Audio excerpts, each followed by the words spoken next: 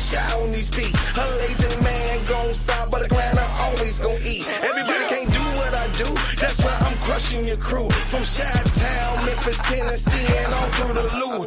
I'm so fresh and so new, got a hot album too. I came out of nowhere and I'm taking all of these suckers' juice. I keep my promo on them poles, keep that powder out my nose. I'm staying focused, man, with 1 million copies sold. Say my name. What's my name? Say my name.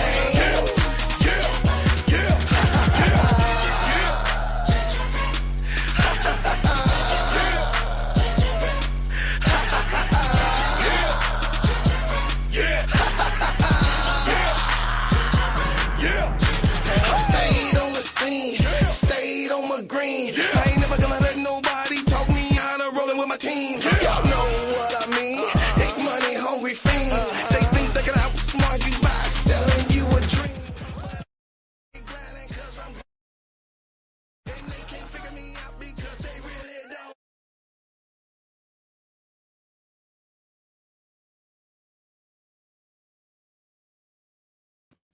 It is here. We are here. We are unrivaled. We are unrivaled. Yes, this is a big deal, family. This is a big deal.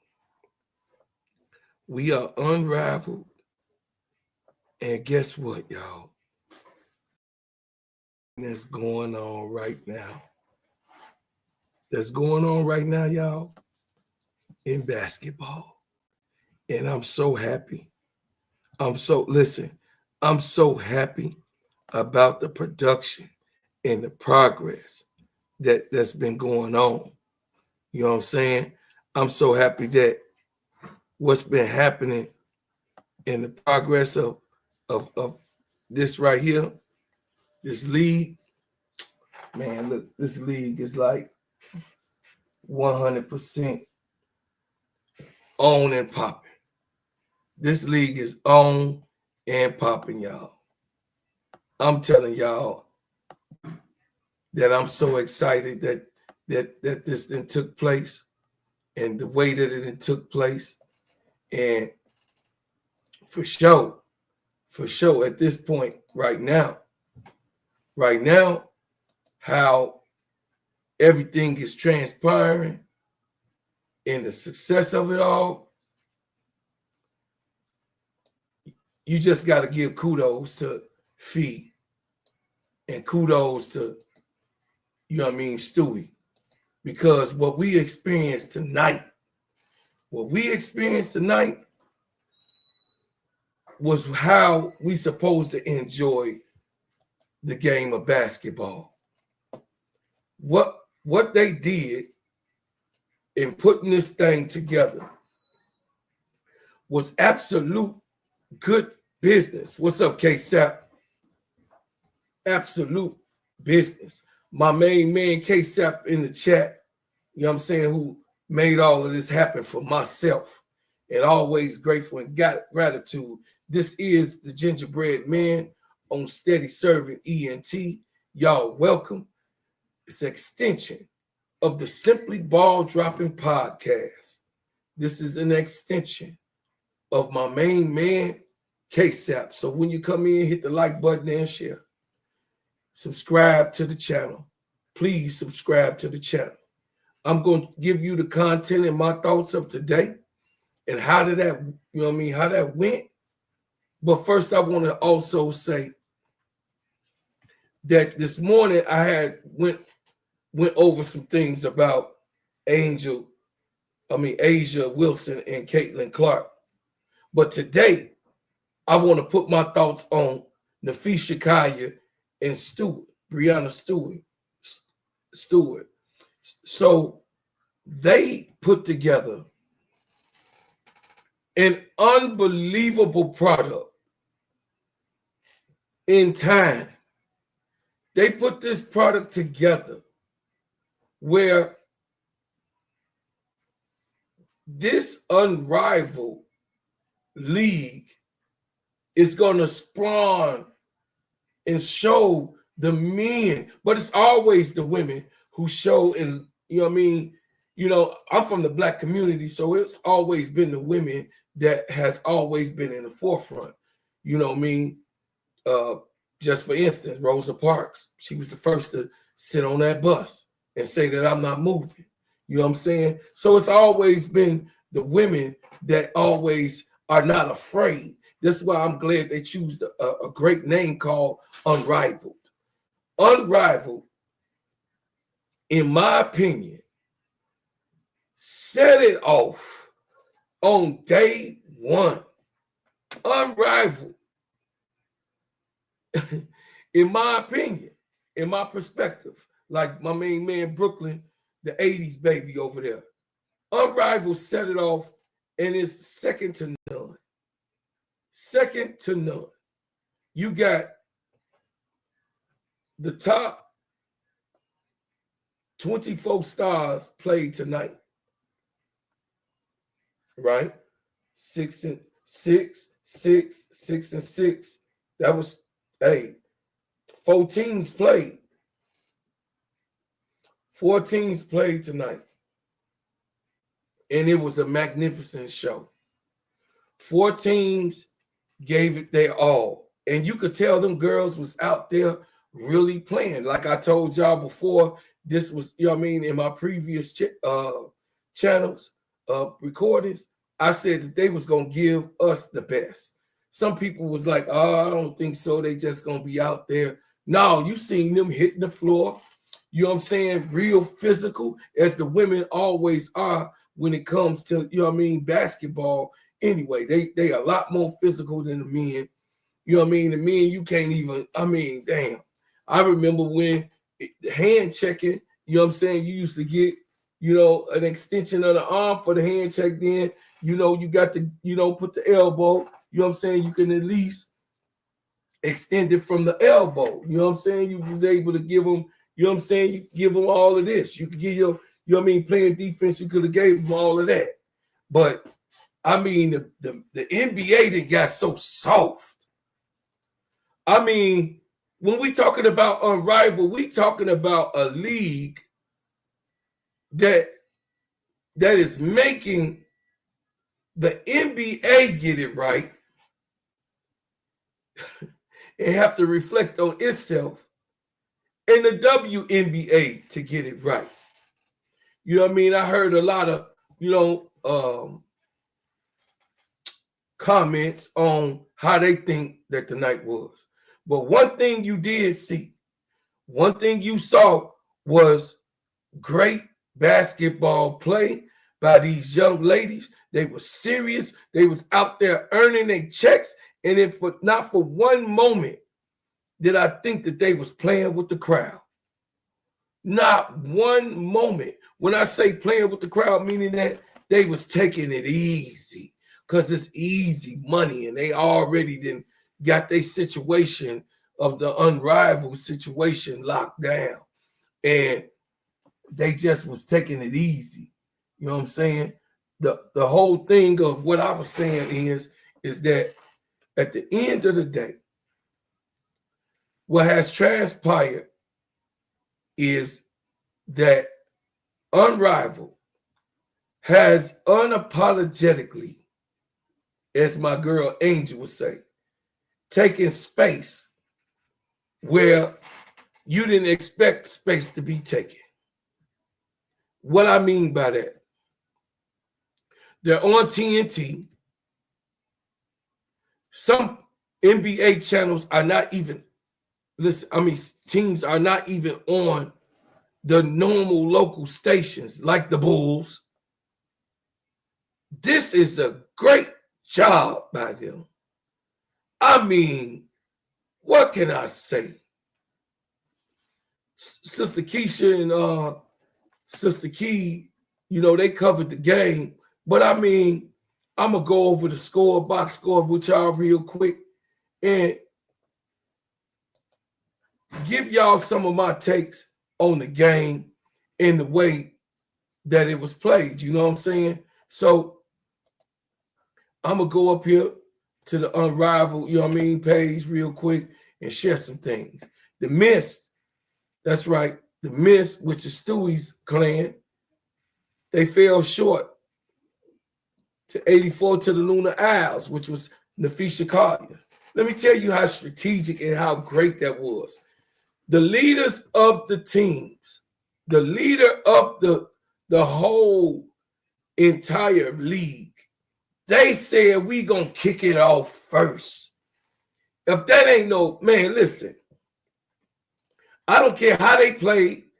I don't care about how one play beat the other in this part of the conversation, but they both went head to head and they took on the first game that you saw. The very first game. If you coming in the chat, hit the like button and subscribe. They took on the very first game that you was going to experience. Nafisha Collier and Stewy took that on. So I'm gonna go over the field goals, 24 to 46. That was the Miss, and 25 to 43 was the Lunar Isles. The field goal percentage was 52.2%. The Lunar Isles shot better, of course, at 58.1%. 3-point shots. The Miss took 6. 21 shots. They hit 6 for 21. The Lunar Isles was 7 for 20. So not so different. Not so different in that 3-point percentage was 28.6, and the 3-point percentage for the Lunar Isles was 35.0, which was a little bit better. But you know, 6 makes and 21 shots and 7 makes and 20 shots ain't too much difference. You know, that's why the numbers can throw you off a little bit. Free throws, 8 free throws was about a miss out of 10, and then the Lunar Isles had 7 free throws go in for them out of 12.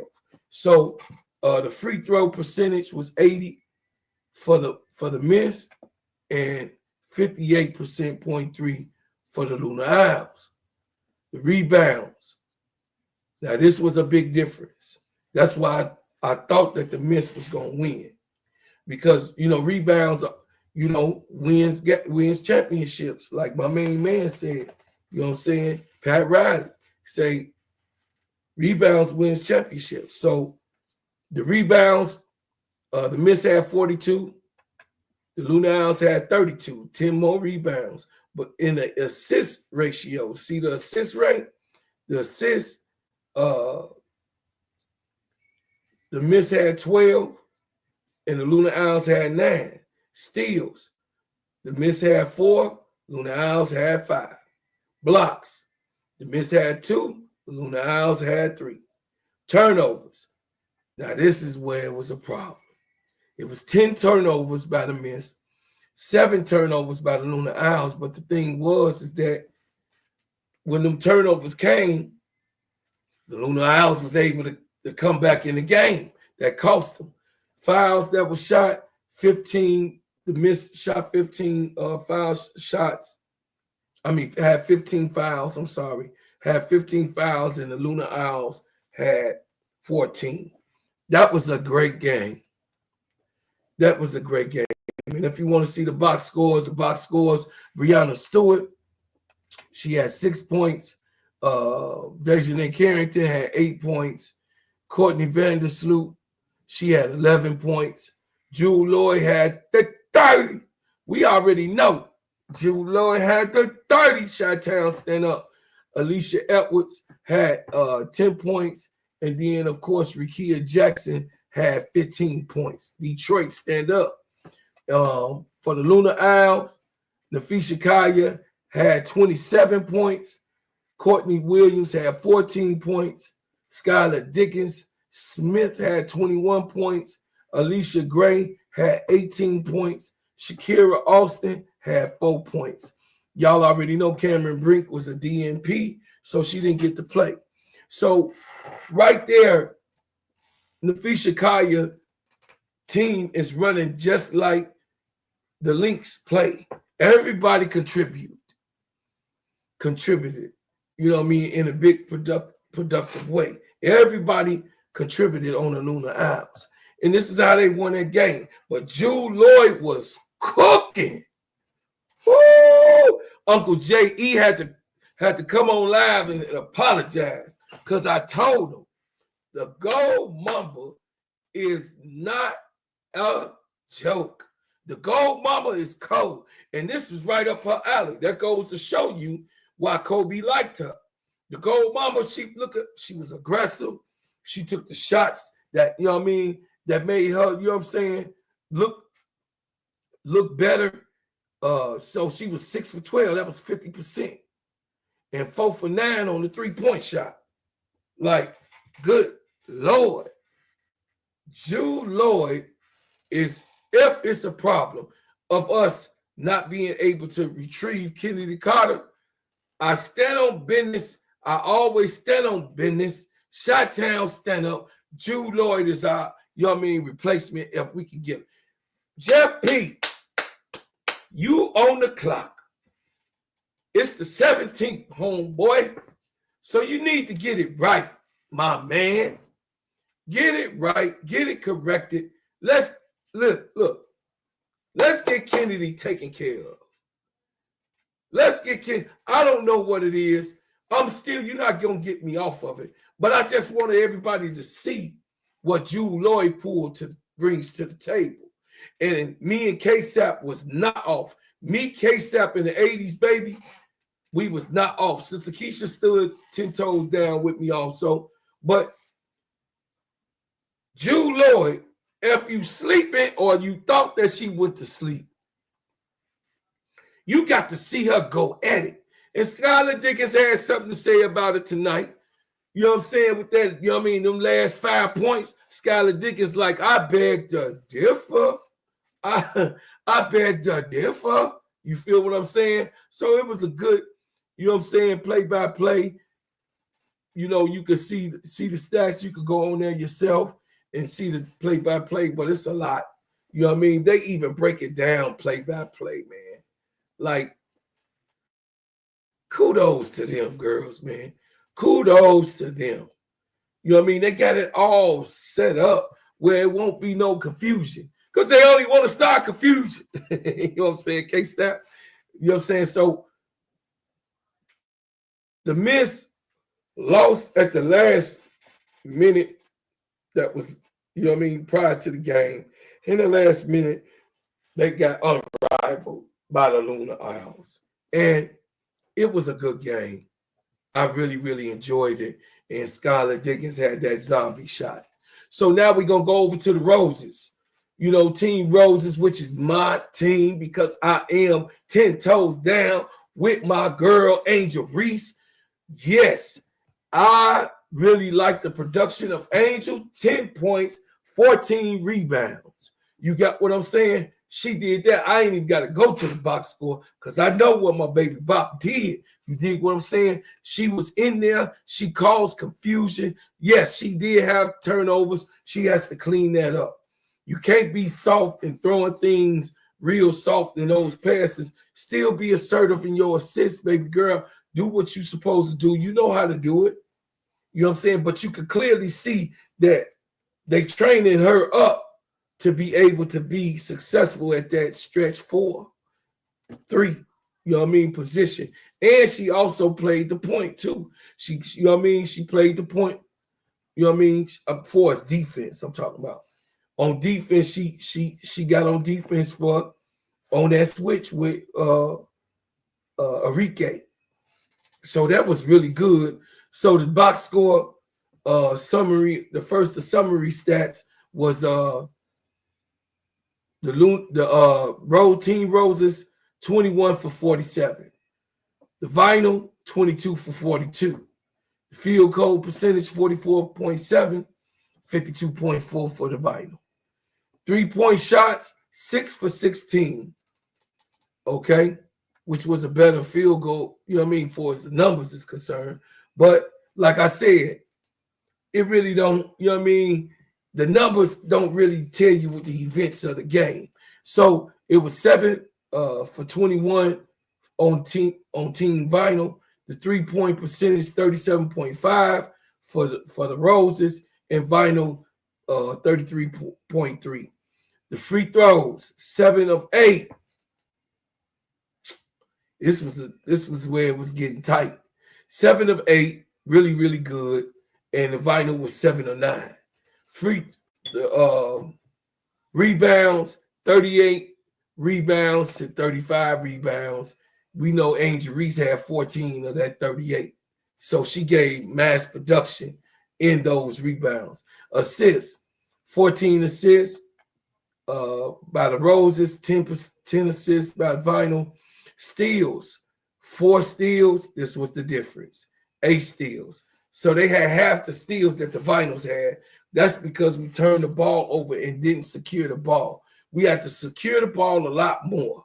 You know what I'm saying? I'm Team Roses all the way down to the end.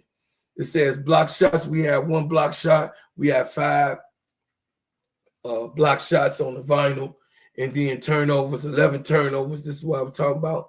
Versus the 10 turnovers that the vinyl had. But those was not costly vinyl turnovers that they had.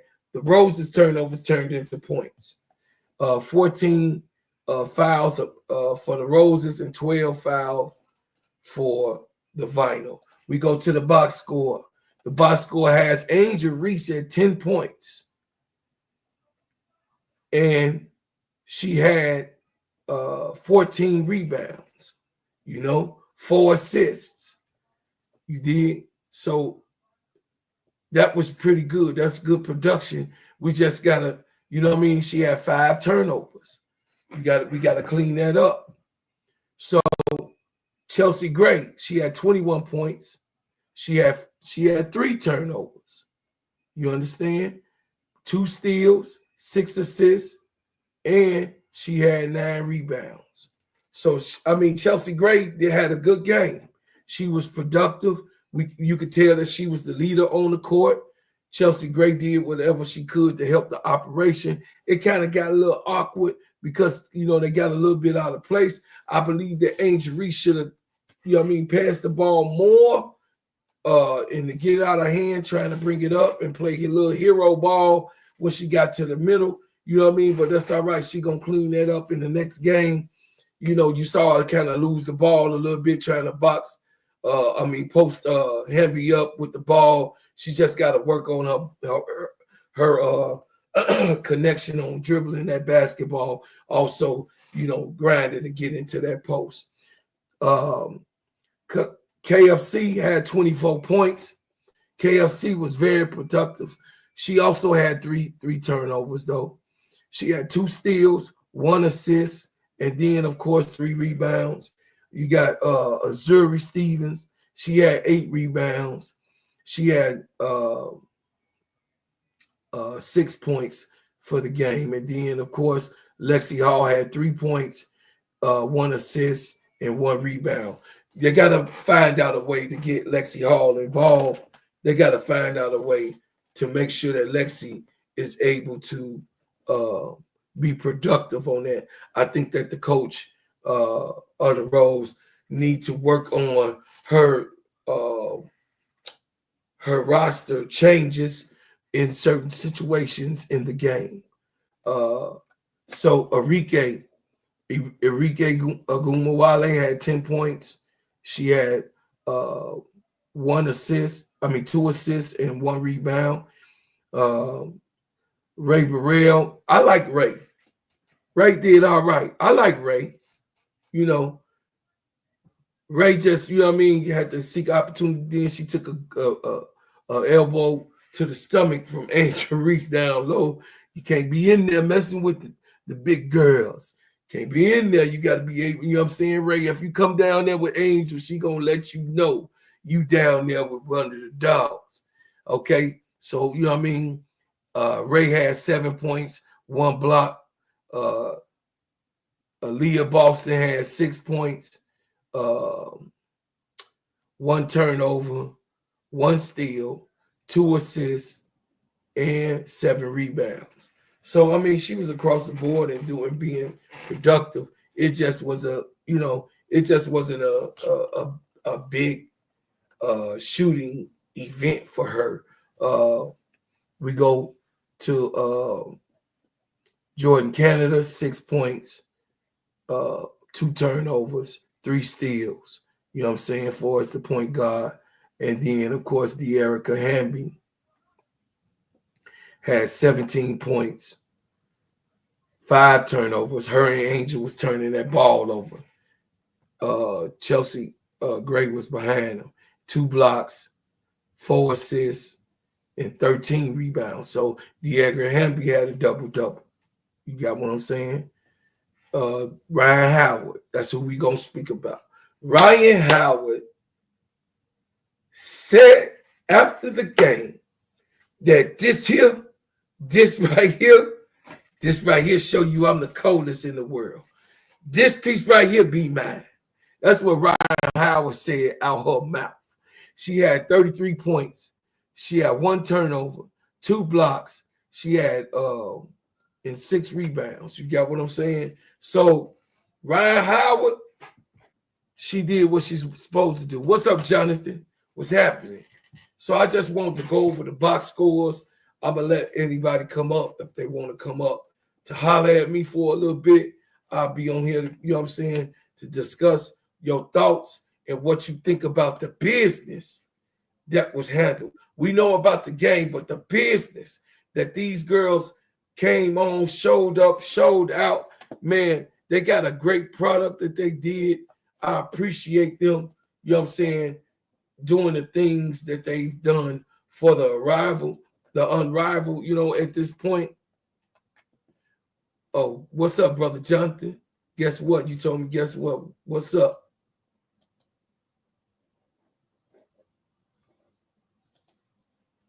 I'm gonna let y'all be able to come up also. Here you go. I'm gonna let y'all be able to come up.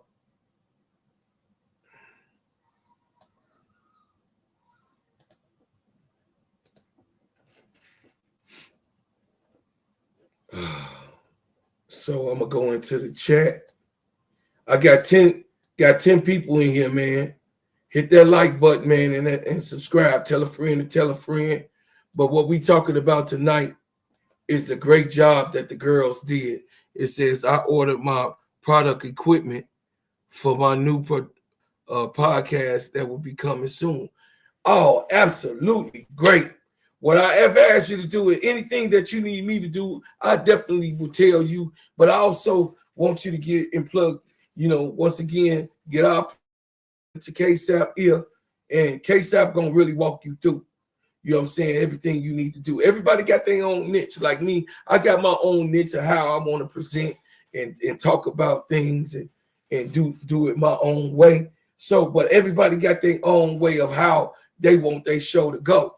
You know what I'm saying? Me, I just, you know what I mean? I like to have a certain format, and then I also want the product to be talked about of what, you know what I'm saying, what we putting out here. But definitely on this podcast, this is a comfortable platform for you to come up on here.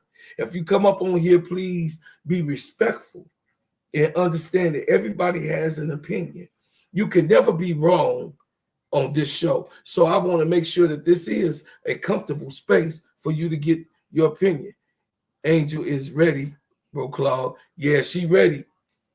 Hey, Aunt Dix, she ready. She ready. You know what I mean? Again, she came out with a double-double. De'Erica Hamby had a double-double too now. So I ain't gonna, you know what I mean? They was going at it. They was putting each other on the floor. So that was really, really good basketball, though. You know what I'm saying? That was great basketball. Jonathan, what's up? What's up, man? What's happening, my main man? Nothing, you know, Chilling. just talking about how the business went with the Unrivaled and these girls, you know what I mean, putting this Oh, product together and how the night went, you know, actually. That's what I really want to talk about. oh man, I love what I saw tonight from Unrivaled.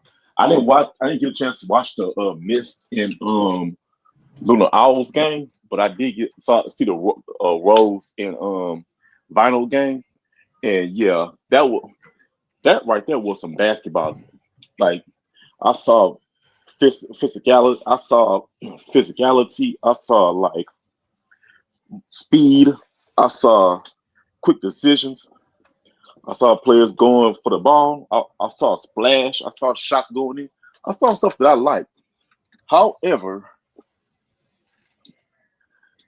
you know, first game, I gotta call out the flaws. Even my favorite players, I gotta call it out. First off, Kalia and Chelsea, they did great tonight, especially Chelsea.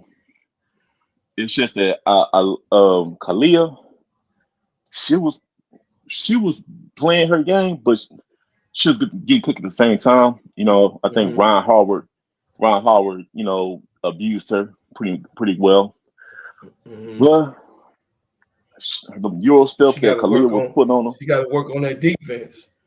yeah, you know what I'm saying? Got to work on that defense a little more or be more aggressive. You know what I'm saying? Because she showed me that she's a talent. She showed in the WNBA for years. You know, she's a WNBA champion. You know what I'm saying? It's just, the 3-on-3 maybe a little more different experience basketball for her at Angel, and Chelsea, and you just gotta make them feel adjustments when you're playing with I mean, it's new for lesser people. everybody, though. You know what I'm saying? Yeah. Outside of, so this is where I want everybody, in the chat, not just you, Brother John. This is what I want to give the information on for everybody that's chatting, coming in, and just whoever tuned into the show after we finish. So, You got uh Dearica Hamby. hmm You got uh what's the other girl name? That got Ron experience. Howard. Yeah, but no, but she don't have 3-on-3 experience. Dearica Hamby played in the Olympics this year and in the last time, right? In the USA team. So Dearica Hamby knows how all of this, pretty much goes. And it's a couple more girls, that have 3-on-3 experience. You got what I'm saying? This is like new for everybody else. You know what I'm saying, Brother Jonathan? Kind of, Hmm. this is completely new for everyone else in the league. So Dearica Hamby, I knew she was gonna do good because she's familiar with how 3-on-3 basketball goes. You know what I mean? She was, it was like the WNBA season didn't stop. You know what I'm saying? Her and Angel was right at each other. They was Yeah. getting right at it. You know what I'm Speak, saying? speaking of So Angel, speaking go of ahead. Angel, yeah. Speaking of Angel, I must say, like, she did pretty good for her first time. In a 3-on-3 game. There are some flaws she got to clean up. The passing. You know, it kind of had me thinking that she wasn't confident in taking the ball to the basket because like she seems like she'll know what to do when she tries to get into that basket because she's trying to see how she's going to get past the defender, and she's like, you know what, I'm not ready to take that ball yet to basket, and she's lobbing these passes and all, and these players keep intercepting her passes and everything. And I'm like, bounce past that. Like force that pass down. Stop throwing it up in the air where defenders can easily jump up and intercept it. Pass that ball with force in it. You know what I'm saying? She was a point guard in high school, so she should know how to do that. I mean, but like I said, that nervous system and the injuries.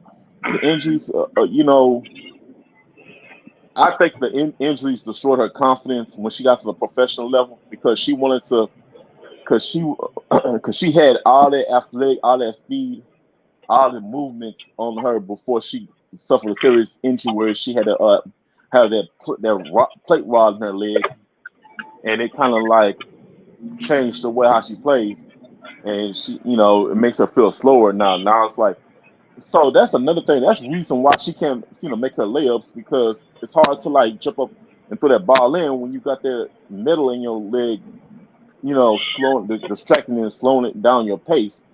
It's messing up with your gravity when as you go in the air trying to make something happen. You know what I'm saying? And I feel like Angel is scared to do anything offensively because the plate in her leg and her lack of confidence is not allowing her to do it. She'll get better. She'll get better, brother Jonathan. What it is not just the plate. It's just that how she was trained. Angel was through into being a big because she started growing rapidly. I know probably brother Nate will also know and familiar with this. In high school, she was playing the point, but she grew in between her junior, senior year going into college, she grew real fast. That's how when she went to Maryland, she still was growing. She wasn't at 6'3" yet. They still had her listed at 6'1" in her freshman year at when she entered Maryland. You got what I'm saying? She grew 2 more inches by the time the accident happened. So she was in a kind of like an awkward growth situation. So she was actually forced to be a big, and I'm proud of all these things. The women, gingerbread man, Angel been working. Did you guys see her spread the floor with that shot? That was Aunt Dix. Yes, Aunt Dix. We did check that out. Nate, you on the panel? What's happening with you, Nate? What's going on, bro? Man, what's happening, brother? Man, I had to. I was on Zoe's, but then I had to get off, man. I was getting tired of listening to the garbage, man. They was down in Chicago, man. Like, oh, Angel gonna leave. She ain't get. I'm like, it's Angel's. She ain't even started her second year yet, and y'all already got her out of Chicago. Like, I'm gonna need you to stop. Like, Chris made a point. He's like, Chris and Kalen seem like the people that type of players that they're gonna stay with the same team their entire career. I agree. But then it's Chicago not even building this thing. What is wrong with y'all? Y'all do realize it's January, right? Like, they already broke ground on it. They trying to build it, but it's hard to lay cement, in the freezing cold. Trust me, I've tried it. I do construction. It's hard to lay construction and build in the dead heat of winter, especially in Chicago. So they're building it. That's why the timeline has been stretched to December of next, of this year, end of this year, because trying to build it in the cold, Chicago get cold. You know what I'm saying? Like 40, what is it today? 40 miles per hour wind. Right. It was below was it -9? Like, come on, man, stop it. Yeah, it was below yesterday. I was in the street.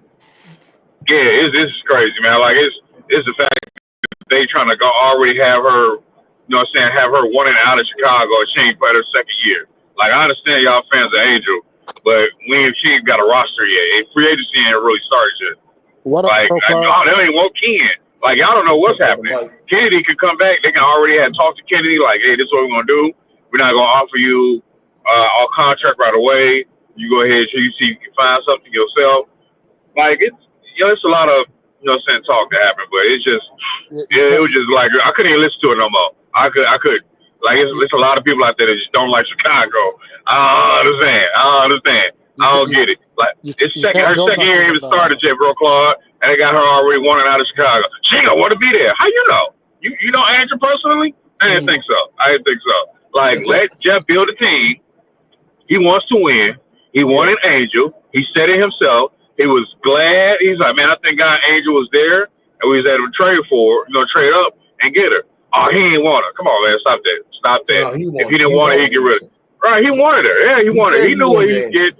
Yeah, he wanted Angel. It's like, I need y'all to stop. I need y'all to stop.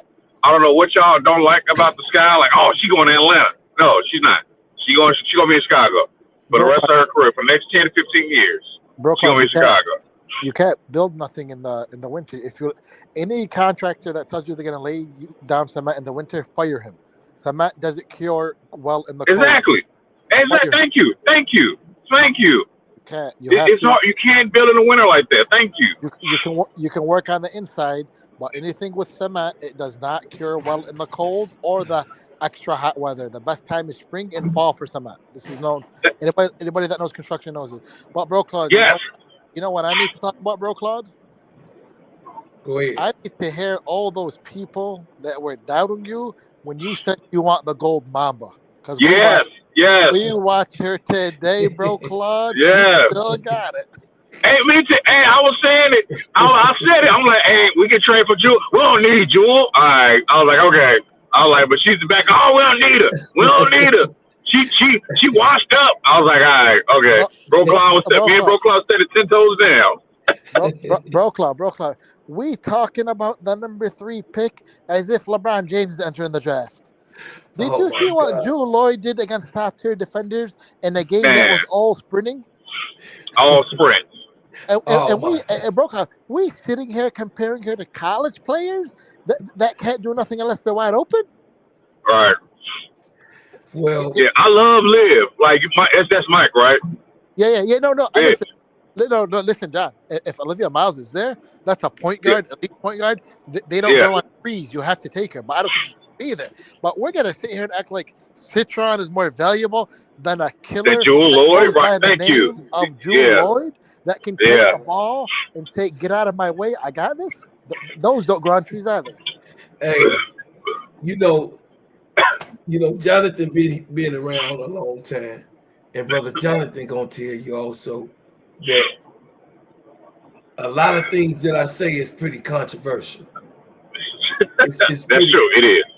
A lot of things, brother Nate been around me, and a lot of things they feel like that it's kind of controversial because I come from a basketball side of town. First of all, Chicago in total is a basketball city. But on my side, which Nate can profess, it's a guard prevalent.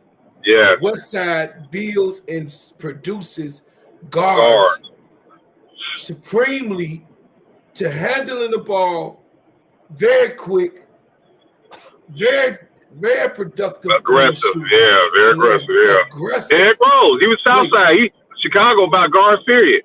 But to your point, Mike, I still don't think they're giving up that 3rd pick because I think they all talk to each other, and I believe that's why they're holding on to that 3rd pick for Olivia Miles because I think they heard that Flau'jae is coming out and LA wants her, and they're going to take her. So I think that's why they haven't traded that pick yet, and Jewel Lloyd has been traded because Seattle wants the 3rd pick, and Chicago like, nah, we'll give you the 10. You know what I'm saying? So I think that's why they offered all those restricted offers, reserve offers, so they can get them some players. Like, look, we can give you all these rights to these players. You can negotiate with them. You can have Kennedy, maybe the 10th pick, but you ain't getting that 3rd pick. So if they feel like, because they was immediately out of Satu situation, because Dallas won the 3rd pick, and they was like, no, it's like, all right, and it was immediately over. I think they hold on to the 3rd pick for Olivia Miles. I lived in Chicago back in the day. I loved it in the summer, but in that winter, because I was. Oh man. I was taking, bro, Claude, I never wear long johns in my life, I think, except one time. You go wear some in Chicago. except one time when I was shoveling snow. But in Chicago, in the winter, walking off that train, that cold hits you to the bones. As a young man, it hits you to the bones. That's different. Yeah. That's a different level of cold. Chicago will make you a man, I'll tell you that much. The thing is that Brother Nate and Brother Mike, they don't understand that this city has a code on how its things are built. Yeah. This city is a big winter city. It gets freezing cold, and they also have codes. You know what I mean? I've been here a long time. Yeah. And you cannot be producing, which they try, but a project like this that costs millions of dollars. Yeah, they want to get it right. Yeah. They want to get it right. So, yes, come April, they're going to really, really start working on it. Right now, they just... I think March, April, when it gets warm. If it gets warm quicker, then as soon as it starts getting warm, they're going to lay the foundation. Yeah. And that's why they say they're going to finish up it. Yeah, Angel Yeah, and ain't did you see? here for no goddamn center alone. Yeah. She is not going to leave because of a center. You know, a lot of people, man, look. She want to win. She wants to win, but not only that, she wants her own team. She wants to dictate and be the LeBron James and the Michael Jordan. She said how many times she envy Michael Jordan. She want to be like him, and she hope that she want Mike. he eventually come to be her like game. Mike. Yeah. She ain't going nowhere. She like a Stephen Curry. You can't find. She's not going to be sold out like that. Hey, bro, Carl, how many times she done said after a game, even after a loss, I love Chicago, win or lose. I love y'all. Y'all love me. Y'all support me. That sounds like somebody that's like, oh, man, I can't wait to leave Chicago. Y'all may want her to leave to be where y'all go, where y'all at. No, she ain't going nowhere. That's because they hope they come to their bootleg ass. Yeah, Angel ain't going nowhere. She right here in Michael Jordan land, baby. Yeah. This is the land. One thing about Chicago, people love playing here when they get here. Oh, yeah. When they get here, they like playing for these fans. Didn't you see Cop say she wanted to be back here? Why you think KFC said she wanted to come back to Chicago? Exactly, yeah. That facility got to get right. You feel what I'm saying? Hey, bro, Claude, I'll tell you one thing. From what I've seen today, I watched, and I never used to watch Seattle like that, right? So I didn't know much about Jewel Lloyd, but I watched Jewel Lloyd light it up from the three. I watched her read the floor and make the right cuts. I watched her mid-range with the ball in her hand to the rim at ease. I watched her play good lockdown defense. I watched her. She sold the dog in her, not back down. Her and Skylar Diggins going at it. That's we talk about Jewel Lloyd like she's a role player. No, she's a super. We talking about? We wasn't. Oh man, Brooklyn wasn't. We wasn't. Me and Brooklyn knew. Yeah. I told them 10 toes down. First of all, let me tell you this. First of all, K-Stap too. K-Stap was on it too. Yeah. Right, K-Stap, and Brooklyn. And Brooklyn, yeah. But first of all, let me keep it real with you. This girl want out of Seattle. Yeah, right now. This is right now. This time, right now, is her showcase to the best team that wants to put that first foot forward for her. She said on the news here in Chicago when they had her at the Chicago Bulls Stadium. At GCI, right? GCI. Right. Yeah. She wants to come home to retire. She wants to come back here so that she can the next 5 years or 6 years, however long, because she only 31. So look at Skylar Diggins at 37. Like, God damn. Skylar Diggins 30. No, she's like 30, 35, 36, right? I think she's 36. She'll be 37. I thought she was 34. No, Skylar Diggins is like 35. She 36. She just made 36. She'll be 37. When the league starts, she'll be 37. I have to look that up, bro, Claude. I thought she was younger than that. Here we go. Hold on, Google is your best friend. Skylar Diggins. Skylar Diggins born. That's right. She's 34. She'll be 35. Okay, yeah, I thought so. Okay. So that's actual facts. She'll be 35 years old. So you got somebody finna be 35 years old. Still killing. Listen, it don't even look like Skylar Diggins missed a beat. It don't even look like she missed anything. And the thing is that how dumb can anyone be to say that Jewel Lloyd is old? Ain't no way. Recency bias. Hey, bro, Claude, I'm just gonna give it up to recency bias that they were just looking at the last season, like, because if you're not having fun, you know what I'm saying, you're not gonna play good. If you constantly got to look at the same person, right? That person, you got to go in a locker room with this person that's talking trash about you, and she ain't got the whole locker room against you. You're not gonna play up to your best level. But you see her going at it, and man. So Mike, check out this lineup. How you feel about Coach Bench Angel Reese Yeah, I ain't like that. Yeah, that was when the game was close, 73-71. Yeah, no, she should have been in the game. She should have been in the game. Should have been in the game. I understand why she took her out because refs start calling ticky-tack fouls. I'm like, what are these WNBA refs? They call them same ticky-tack foul. But Mike, what you think about this lineup for next season? Just start lineup. Olivia Miles, Jewel Lloyd, that's 2. Dejanay Carrington, who's a restricted free agent, at the 3, and Angela Camilla at the 5. You know what I'm saying? Just start, and you'll fill out their star lineup. And the 10th pick, whoever your 10th pick is, you probably trading the 10th pick. So we're not gonna go about the 10th pick. Yeah, that's a very scary lineup because I've been watching Cardoso, and I finally got to you know how you can say I'm watching, but you need to watch her against real talent. And the matchup we've been wanting to see came. She just went up against Liz Cambridge, and she looks good. Cardoso been working on her post moves. She's spinning with the ball quickly. She's going up cleanly, going up. She looks lighter too. Yeah, she looks a lot lighter. Yeah. She definitely lost some weight. So she right when she got to China, within a couple months, you could have already tell she was on a diet. But that's a lineup with some defense. I'm not a fan of Carrington because I think she's a lockdown defender. But like, did you see today? She struggles to make a basic pass, and she's not unless it's a But that's 3-on-3 though. I think this is also a development league, so I think this will be good for her. So I think you can steal her and have Tyler Marsh. Now you can imagine that defense with Tyler Marsh helping her shot, what he did for Asia and Jackie Young. Like, can you imagine him working with her and Olivia Miles?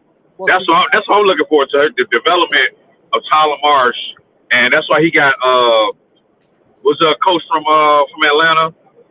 She works with guards. Yeah. So Courtney, he got a big coach and a guard coach. Right. So that's what I'm looking for. Like, also the future, like working with her shot. Like, hey, I know you can defend. Her defense also can turn into offense. So you can get her with a decent shot, like 32% from 3. Then I think you're good. Yeah. Because that means you got 3 shooters with Angel Camilla, and I saw Angel's like her 15-footer look nice.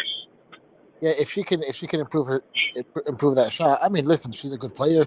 She's a lockdown defender. She'll run the fast break. You know, she's not gonna lead the fast break, but she'll run. And if you hit her, she's if it's an open layup, she's gonna finish it with good consistency. So yeah, but I think I don't think Connecticut is gonna let her go. I think they're gonna match any offer she gets. Probably right. Yeah, she wants out because AT. She probably wants to win though, like she want to win. Yeah, both of them are gone. You understand? They're considered the worst franchise in the league. Connecticut. Everybody wants out. Yeah, oh my God! Yeah, they way worse than Chicago. They're going through the same thing. Look, they're doing the same thing. Chicago and Connecticut are similar because they have no locker rooms for these girls. They have no facility. No, not anymore. No, Bro Clyde. Hey, Bro Clyde, don't do that. Don't compare us to Connecticut because Connecticut refuses to get a facility. They refuse to get a facility. Yeah. Chicago, at least, they worked on it. Made sure they. Connecticut is. But I gotta be fair though, brother Nate. We won a championship here. We won. Yeah, we got a championship. Yeah. Came here to ink and put the name in the rafters and got this team a championship. Yes. Hey, but that shows the power.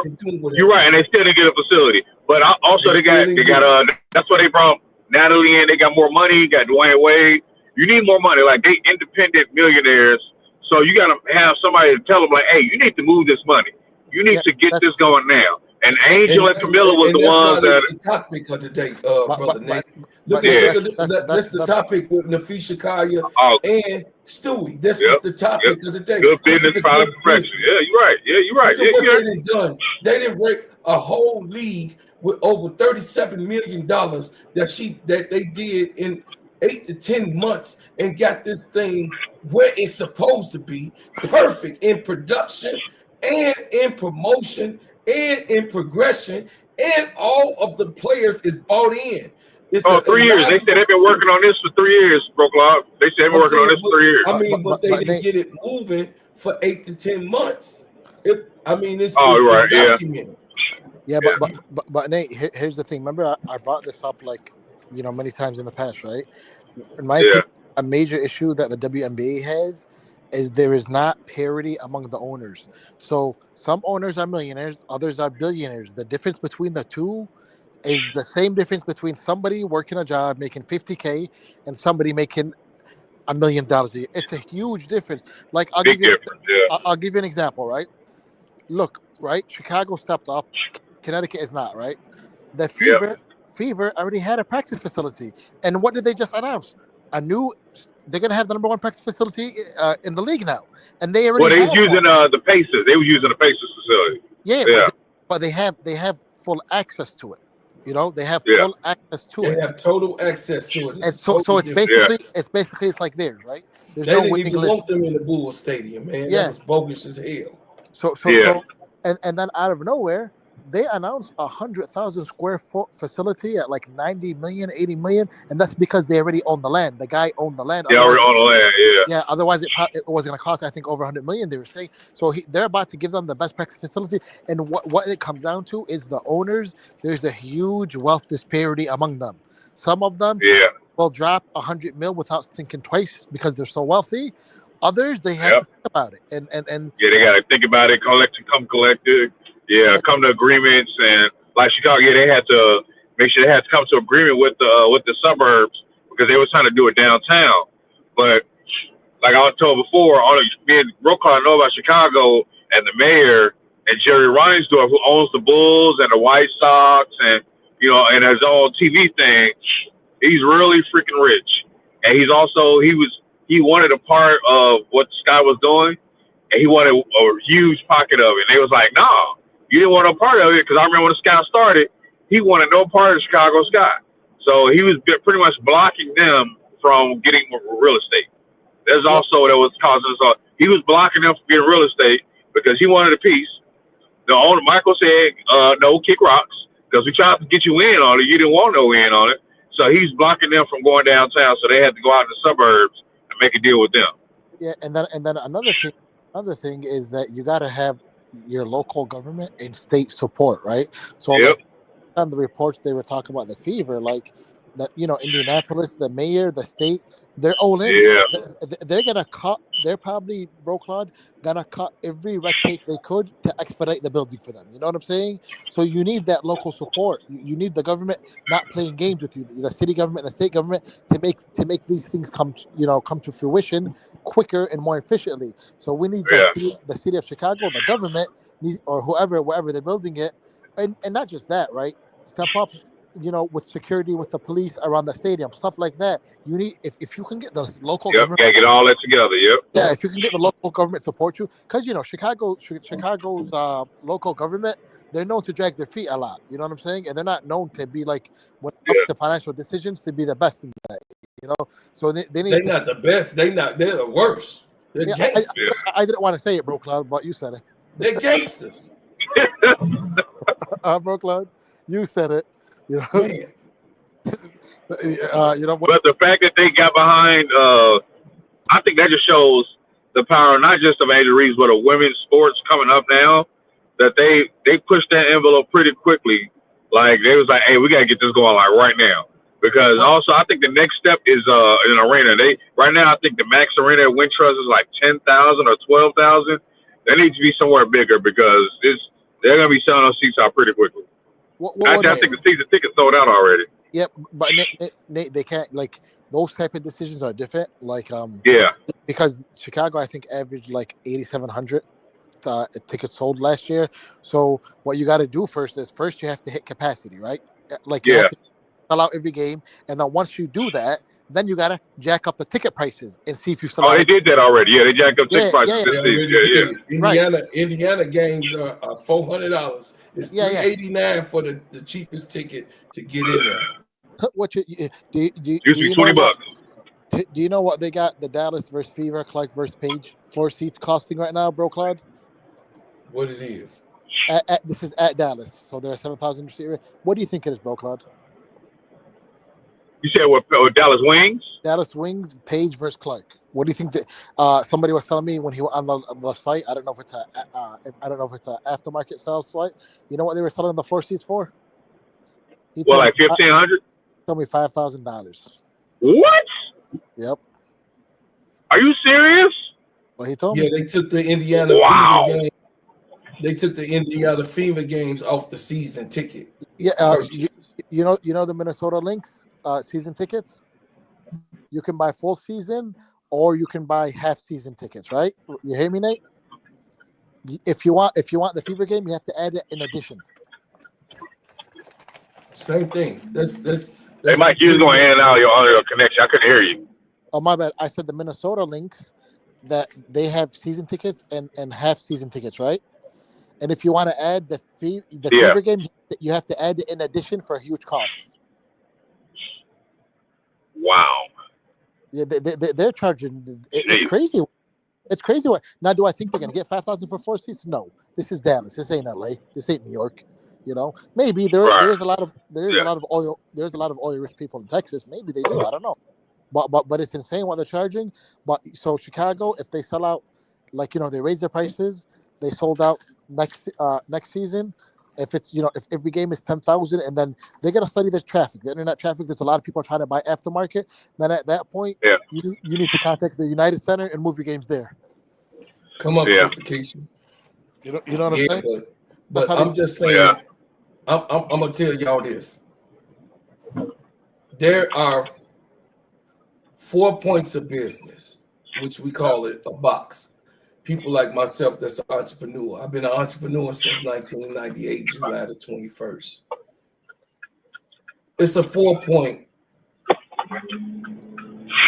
basic thing that you need to do in business. And if you don't get it done, nothing's going to happen. You understand? Nothing good is not going to happen. You got to have the basics taken care of. I don't want to go over this all like that, but you got to go on the basics. Okay, Sister Keisha, let me drop the link. You got to go over the basics to actually understand what I'm saying. Because you got to have your chief aim. What is the chief aim? Okay, I want to buy a basketball team. Well, to get a basketball team, you must have a facility for them to play and to be able to condition themselves to be the best that they can be. That is the chief aim for just saying, hey, I want to invest in basketball and these women. You can't be an owner, a so-called owner, and you working out of a rec center. Angel Reese came here Camila Cardoso was interviewed in a rec center with a old school towel or blanket over the cracked window that she was walking in through. Like, it's remarkable how behind the ball these people here that own anything. And you talking about a city big as Chicago that has the second most lucrative economy in America, because we're right here in the middle of everything. It used to be Detroit. Everybody moved to Chicago. It's right here. It's been like this for the last 40 years that I know. That Chicago is in the middle of everything. Brother Nate can profess that. So Brooklyn, I don't think that's. I think the fact that they did. Well, I'll say this too. Chicago wasn't really behind women's sports. They were. They got support, but not like this. And the fact that when they signed Candace and all that, it was all done Zoom. Camilla was still in South Carolina, so that's why. Oh, excuse me. They did her. She was on Zoom because she was still in South Carolina. Right. But the fact that they did a press conference for her at all and kind of did it last minute, I was like, that was big for them because they never done for anybody. No free agents. They've done no press conferences for nobody. But that put such a flashlight on them. I guarantee you, whoever that third pick is, which I believe Olivia Miles, that will not happen again. I can almost guarantee, like, because you see what they did, Tyler Marsh, and you see where he was at? You see where he was at? Yeah. I guarantee that ain't going to happen again.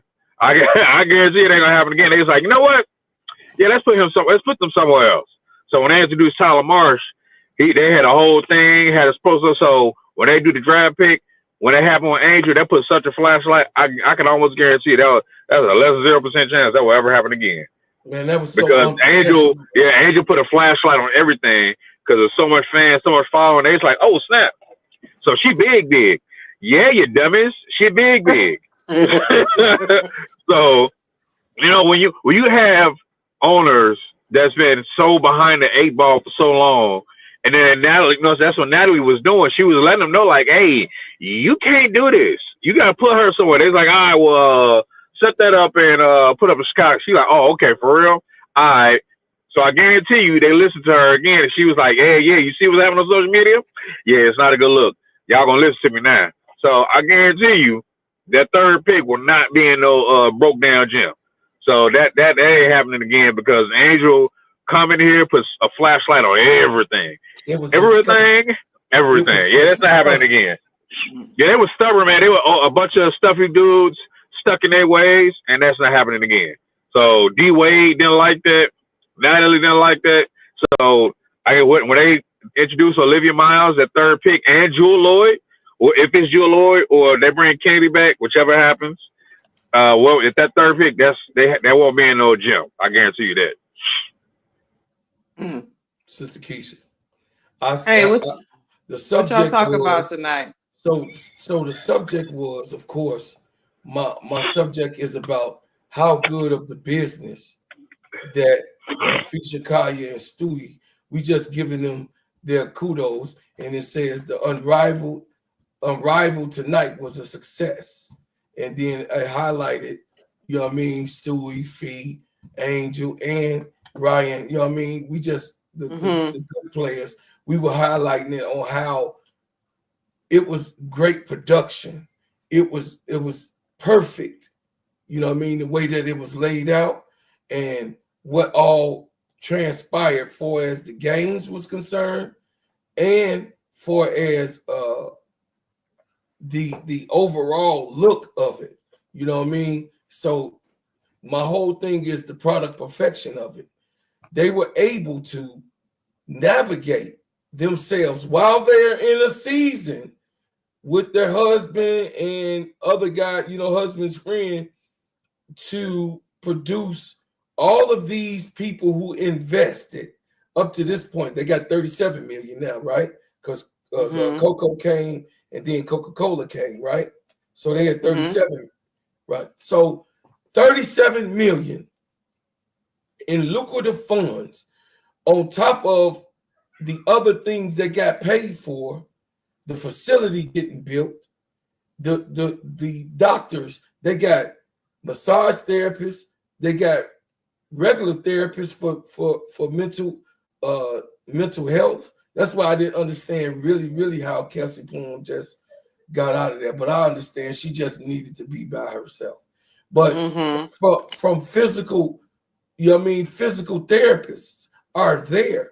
Physical therapist is on deck for anyone that gets hurt, and then they're gonna be able to get treatment in their facility. They built a facility where these players can get real treatment. If anything had happened, they could get the real treatment that they need to do their rehab there. That's why Cameron Brink is getting rehabbed for free right there.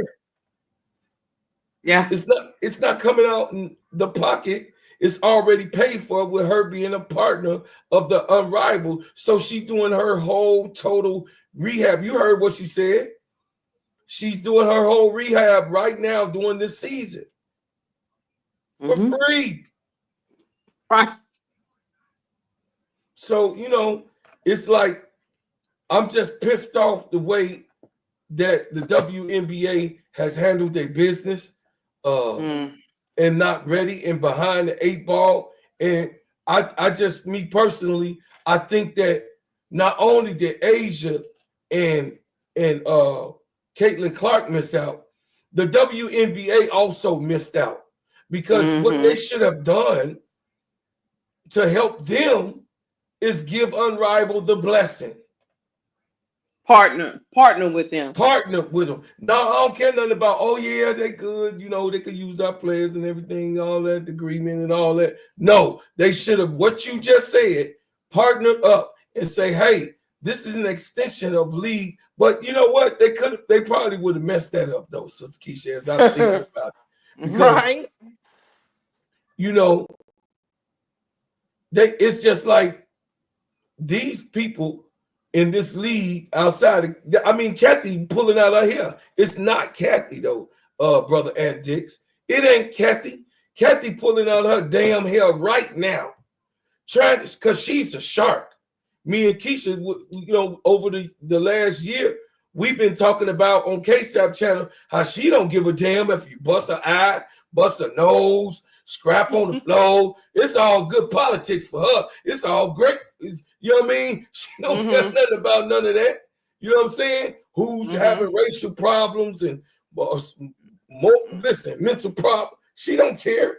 She wants that product to be on that floor. So she is a shark in that way, but she did not help to get it right with the people as the commissioner. She should have came out and said, hey, I amen this. These are two of our professionals. One is an MVP candidate and the other one was a two-time reigning MVP. So, you know what I mean? We're behind them. But you do your reigning MVP like that? Come on, Sister Keisha. Come on. Yeah, Brother Brooklyn. I just don't. I don't know how. I know they've been working on this league for a minute, but I don't know how these players who are not a part of management can notice all the things. Well, you know what? I digress. Let me come back. That tells me the WNBA never listened to their players. I was just going to say that. They never listened to what they needed. They never listened to what they thought would work. It's almost like they listen to them, but you know how sometimes people be talking to you, but you ain't comprehending nothing they saying. You just sitting there. It looked like whatever their gripes about the league, whatever was going on, it just fell on deaf ears. And because the WNBA was set in their ways, they pretty much was just short-sighted, and they figured, look, bottom line, they didn't even believe in their own product. They was just trying to manage it. No, ma'am, that's right. Did not believe because they had the 7th pick. Don't tell me, you know, I'm a little bit with Zoe when it comes to that. Don't tell me you appreciated Angel Reese and you had her in a rec center. You wanted Angel Reese, but you thought that you was gonna play the number 7 pick like in lowball her and not do what's supposed to be done. But she was like, oh, okay, so I'm all the way at the bottom, huh? All right, so I'm finna run all this shit. So guess what? What she was doing the whole time that she been there, they've been talking about how she been texting the owner on what they need for the build to build the center for the Sky, the Chicago Sky, and the what's the black lady name? What's the Natalie was like, I know, we got it. It's on the list. It's on the list. You know what I'm saying, Nate? So my whole thing is that not only did Caitlin and Asia miss, but the WNBA in total miss. Caitlin didn't want that smoke. Caitlin didn't want that smoke. But here's the other thing, bro. Like, come on, Chicago Sky. Well, you knew the media and everybody was coming to actually, hold on. We just got to talk about that, Lakeisha.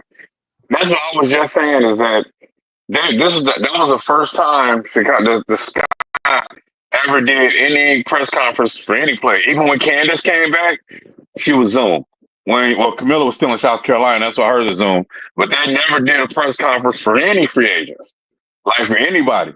And that's what Nana was like, hey, we need to do something. This is Angel Reese. She big.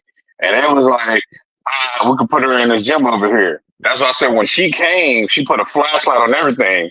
That's why that will never happen again. Like when they brought in Tyler Marsh, where was Tyler Marsh at? They changed. They put Tyler Marsh in a concert place over there. Everything looked nice. It was backstage there. So and Natalie was there. She was like, "Yeah, we're gonna make sure this is done right." And I don't know if y'all what Nate what Lakeisha. You know what? You made me. You one of them people. Hey, Brooklyn. She one of them people that made me leave Zone's Media. She one of them main people. Angel gonna leave. She one in Atlanta too. She one of them people. She one of them people. She one in Atlanta too. Angel ain't going nowhere, Lakeisha. She ain't going nowhere. Let me tell you something. You know, she ain't going nowhere. This is what I'm gonna tell you, Nate. This is all I'm gonna say. Go ahead, say it. Whoever set that gym up should have been fired on the spot. That's what How you know they weren't? How you know they weren't? Because Chicago brings in big money. Yeah. And you in a rec center? Yeah. Did you not hear what I just said? Y'all need to get off this rec center stuff. Y'all need to get off of it. Okay, it happened. It's over though. That was last year. Guess who wasn't sweating it? Angel. Guess who wasn't sweating it? Angel. She was glad to be in the league.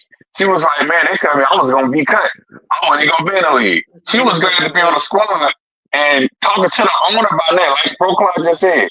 She talks to Michael. She talks to Michael directly. Michael loves Angel. Angel ain't going nowhere. I don't care. Jeff P wanted her too. But y'all say, oh, Jeff, it don't matter. She literally talks to the head owner personally. I didn't like the cake either, but she still talks to him. The fact that they added content creator studio and now the Fever want to add a content, like, oh, anybody else had it but the Sky. Guess what? Now the Fever want to add that. They literally did. They copied all the stuff that Chicago added for Angel, and they said, oh, we're going to put that in there for Kayla. Like, none of y'all got no podcast. What y'all doing? Oh, that's my man. They ain't got no podcast. Nate, what, Lakeisha? Don't get me wrong, Nate. Don't what get you me want, hater? wrong, Come Nate. on, Lakeisha hater. That's what you are. You a hater. I like Chi-Town. I want no, you her don't. to say, no, yes, you I don't. do. Yes, no, I you do. don't. I'm just telling you, my girl ain't gonna be done wrong now, Nate. Y'all need to let it go. The season ain't even started yet. The woman ain't even here a second year. Y'all like she finna leave. How? What y'all mean? No, I was He just talking she talks to the owner. Hey, she had a whole meeting with the shareholders and everything for All Star break. Angel is not small potatoes, all right?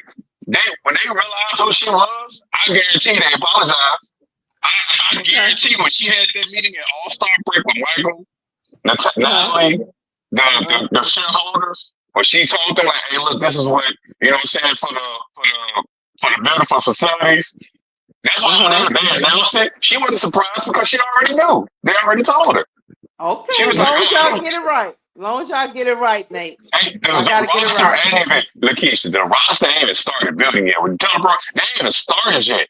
But like I asked Mike, I was like, hey, Mike, what you think about this, you know what I'm saying, this lineup? I said, Olivia Miles, because I believe that's why they haven't traded that third pick. And they're like, no, we're going to use this on Olivia Miles. If Jewel Lloyd, if they trade for her, if Kennedy not back. Let me say it again before people flip out.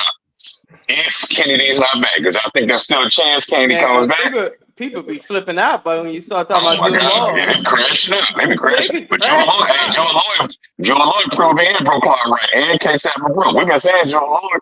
I've been saying Jewel Lloyd. Jewel Lloyd put them on. No, you weren't. Yes, bro, no, she was 10 toes. She was 10 toes down with her boy. I'm down She with stayed with her mama. boy. I'm down with the old mama. Okay, we have to say Olivia Miles, Jewel Lloyd. If we can get DJ Nine, because I want the DJ Nine Terrence to chain too. I was like, if we can get her. But Michael's like, he don't think Connecticut let him go. Let her go. And Angela Camilla. Yeah. You know what I'm saying? Mike made a point about her can barely make a baseline pass, her shot, but also, you know what I'm saying? I'm like, well, Mike, if you put DJ and live with Tyler Marsh, you know what I'm saying? And he's like, hey, look, do this and do that. Like, what he did with Jackie Young, and you get DJ with that? Come on. What?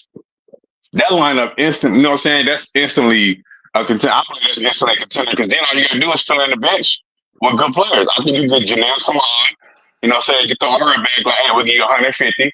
You know what I'm saying? For 1 year. I know you probably want to see what you do. And trade the rest of them idiots somewhere else, you know?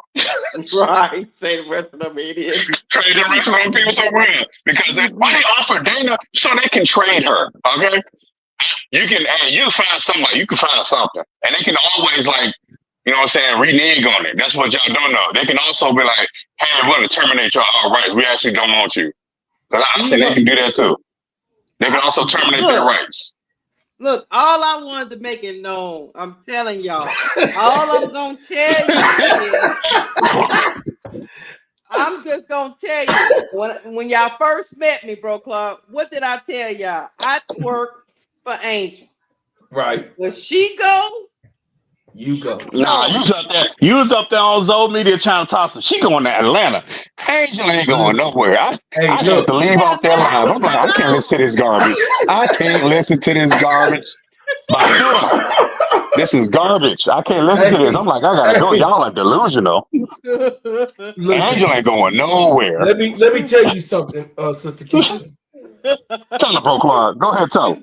I'm gonna tell you how she would never go to a small market nowhere. It has to be New York. Atlanta's small. New York. Atlanta's not small. Compared to Chicago, Atlanta is minuscule. Have you been to that arena? Atlanta I've is been to very Atlanta. small compared to Chicago. I can't tell y'all was in a rec center. Do y'all even have a rec center? Let me get it out. There's New York, there's California, and there's Illinois. There's Chicago. Somebody said New York. New York. They said New York. Right. She's not going to go nowhere. She's not going to New York. Where it's a small market because she has to be in a place because of what she does, Sister Keisha. She's certain in the hell not coming down to Louisiana.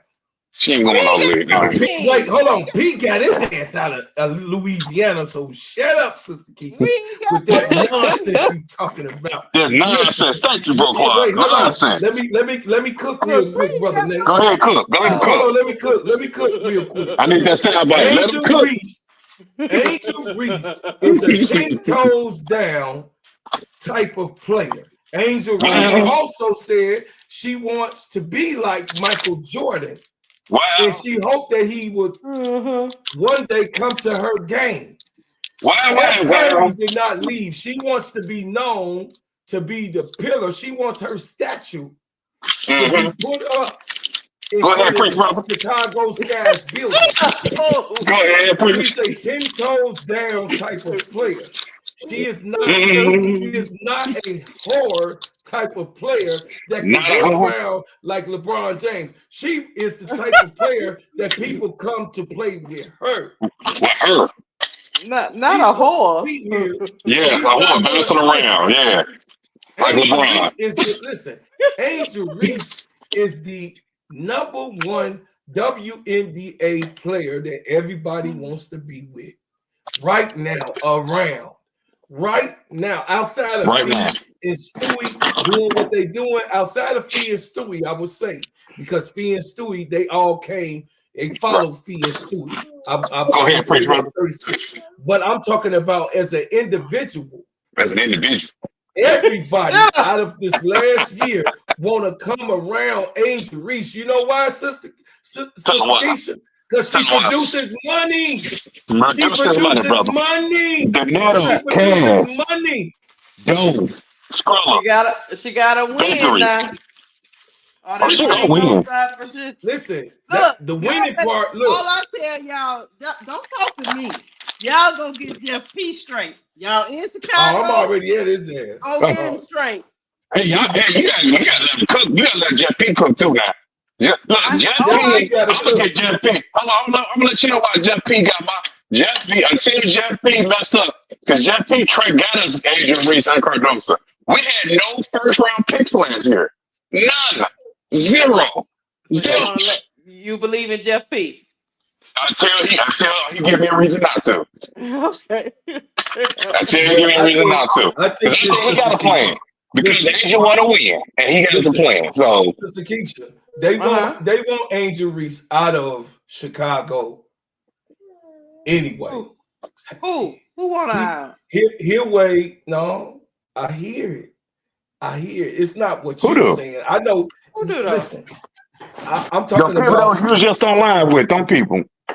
The highways and the byways, not just the Reese's Pieces. I'm talking about the Clarkies. Because the best opportunity that she can win a championship. Just think about what I'm saying. The best opportunity that Angel Reese can win a championship is in a big city. Yep. Oh, I agree with that. And the attention she gets. Yeah. Because the attraction of a big city always attract players. And this is how Michael Jordan was able to get Dennis Rodman to come, John Sally to come. You know what I'm saying? Stacey King. Yeah, bro, tell me how Steve Bird was even saying how Angel is one of those players that, you know what I'm saying, that impacts winning. Even Stu Bird said Angela's one of those players that impacts winning and people want to play with her. You know, I don't like when, see, I'm kind of old school, Sister Keisha. I'm old school, so I don't like these players going to this team and going to that team and going to this team and going to that team. You're a whore. Like LeBron. Well, yeah. He's a whore. He's a whore, yeah. I don't. Hey, Drake even said too. Drake said he's a whore. You showed me that you're not. Listen, look at Curry. Look at Curry. He ain't gone nowhere. Nowhere. He ain't gone nowhere. The littlest man. Hey, look. Whatever he thought about, but his legacy is there and it's solid. No, you don't have those type of players no more that'll stay in the city and build the city. Like Kobe, like Kobe. Players anymore. But the players, you know what I mean? The players that we know, like Angel Reese, that can build a franchise and build a team.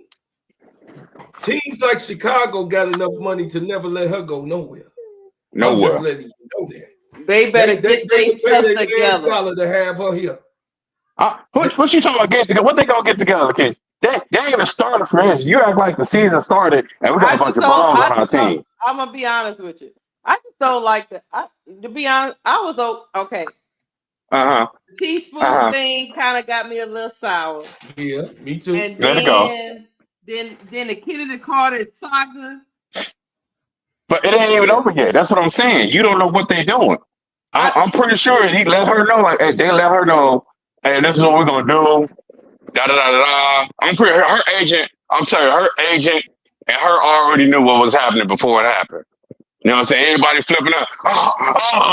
They didn't offer. What that means? They're not gonna let her walk away. Even if they offer her something and then trade her, they're not trying to just let her walk. I don't care how much you despise a person. You're not gonna let a superstar just walk away. Check this out. When you think about basketball in Chicago, who you think about?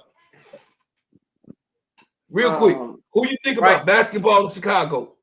I think about Jordan. Okay. All right, that is who Angel Reese is. Yeah, unless you don't think so. But Chicago did Jordan wrong at the end. No, they did him wrong. He won the championship. He won 6 titles. Listen, he came in the beginning. You know, they did him wrong in the beginning. You know why? I mean, it's in the documentary. He also came to a team of drunks and crackheads. Yeah. You know what I'm saying? You don't know who. So I'm finna break it down to you, Sister Keisha. Okay. When he got drafted to Chicago, his first and second year, he played with Reggie Theus. Do you know who that is? No, you don't. Who is that? He's the point guard. You know who Quentin Daly is? Yeah, I don't know. No, you don't know who Quentin Daly is. Do you know who Orlando Warriors is? You know that is. Oh, you don't know who Orlando. Do you know who David Greenwood is? Bro, Claude. I know I'm very smart, but Bro, Claude, I think I was about 14. Okay. So what I'm saying, you wouldn't know because it was nothing historic about it. Right. That's why it took him 7 years. He came and it took him 7 years to build that team to go to a championship. So you think Angel Reese is gonna wait 7 years? I think that she will wait because it's lucrative money. Like Michael Jordan was making money off of Nike. He had Chevy. He had Gatorade. He had Wheaties. He had different things that was going on, Sister Keisha, to keep him okay in Chicago. You got what I'm saying? You gotta understand the branding thing of it. The Met Gala. Let me ask you this, bro, Claude. You know how the Indiana Fever were horrible for like since Tamika Catchers? How long it's been? What was it, like 9-10 years before they started winning? Do you think Angel will stay if they was like that in Chicago for 8 years, not 7 years, not making the playoffs? No, she ain't gonna have to do it. But yeah, me personally, she might have to wait that long. Yeah, listen. Yeah, I think she would stay because of the money that she would make here. Because of the money that Michael Jordan made here. He became a billionaire based off of his Chicago brand. Do you understand that? Listen, Sister Keisha, I'm going to break this down. You do understand that they will ridicule Angel Reese for them 7 years, right? You do understand that. But it ain't going to be that long. And that's not going to happen. Okay. It ain't going to be that long. Because I don't want my girl going, because see, this is a different era. She could go to anywhere and not win no chip. No, that's not what I'm saying. This is a different era from Michael Jordan. This social media era, it's almost like your mental got to be on straight. These people are trolling her right now. Okay. There's only so much a person can take. She don't care. Okay. She don't care. If she goes 7 years without winning anything, she's gonna care. But that's not gonna happen though, because they're gonna win this year. They have incentive to win because Minnesota. Yeah, they're gonna win this year. Yeah, this year. Okay. Because Minnesota owns their swap pick, so they want to win now, and Angel wants to win. That's why I said they have a plan. They're not just gonna let Kennedy walk away, knowing that she's a top 5 player. I'm pretty sure they working out, you know what I'm saying, several stuff. So come June, what is it, January 20th, Monday? Is it Monday? They're gonna trust me. You're gonna see a flood of stuff of breaking news the 20th and the 21st. Okay. Well, what I would say, I wouldn't crash out like brother Nate did. But what I will say is after the CBA is done, watch what happens, Sister Keisha. Remember when I told you about that CBA? What the players going to be going to the places that they really desire to go. Once the CBA is done, Chicago going to have a full-fledged, unrivaled situation. Okay. So I believe in you, bro, Claude. You and Nate can't steer me wrong. I will never steer you wrong. I'm just talking to you about the logistics of it. For her to leave Chicago, she's thinking about going to Los Angeles or New York City, period. And she's not doing that because she don't want to be there. She don't. Yeah, she said multiple times that she loves Chicago. Tweeted it multiple times. Love Chicago. This girl got a goddamn cash out ATM in the middle of the Central Division. Middle of the hood. Goddamn. In the middle of the hood. In the middle of the hood. You got what I'm saying? With her shirt, you can get her jersey, you can get her shirt. This city loves who they love. And we 10 toes down, bro. Nate, what up? Captain like Liberty came running back. That's Wody Mac. That's Wody Mac. What up, Wody Mac? I love you. Captain like the Liberty came running back. I ain't saying win a championship. I'm saying they're gonna win. I ain't saying they're going for a championship. Oh, I'm that's saying they're gonna win. Okay. When I say win, I say even if they have like a Seattle Storm type team, like they 24-17. That's what I'm saying. Win like top 5, 6 seed. I got you know what I'm saying? Okay. I ain't saying they're gonna. I ain't saying they're about winning the championship. I ain't say that. 21 games this year. That's what K-Sap said. Let me tell you I something. think they can win more than that. I say if they make the right moves, they can easily win 24 to 30 games. Now we was over there on with the Zoe, right moves. and we was Right, the right talking, moves. and Zoe's really off the. He's kind of off the Olivia Miles train, as everybody know. He off the Olivia Miles Who off the train. train? Who is? Zoe is off the Olivia Miles train. Oh yeah. I don't. If you Yeah, could just yeah. understand where he coming from. And I told him tonight, I said, let me tell you something. Zoe, I get where you're coming from. When I sit down and think about what you're talking about, it makes sense. They just need a capable point guard that can get it down low to the big. And they can catch the bigs in transition. That's what they need. They don't need like a Chelsea Gray. They just need a capable point guard that can make them entry passes in and out of the paint. You are correct. Now, because he really wants Sonya Citron at the number 3. And I think They need a point guard though. Like if Olivia Miles is there, you draft Olivia Miles. You don't draft Sonya Citron over Olivia Miles. That's crazy. That's literally nuts. So I told him, when you need a point guard. Wings look good. Like wings are fine, but you need a point guard to get the wings the ball. Like when Sonya Citron went off the other day, Olivia was getting her the ball. They was trapping Olivia, who had a bad offensive game, but they was trapping her because they like, all right, she the only offensive threat. Sonya Citron was like, I bet. And then Maddie Westfield was like, I bet. They went off.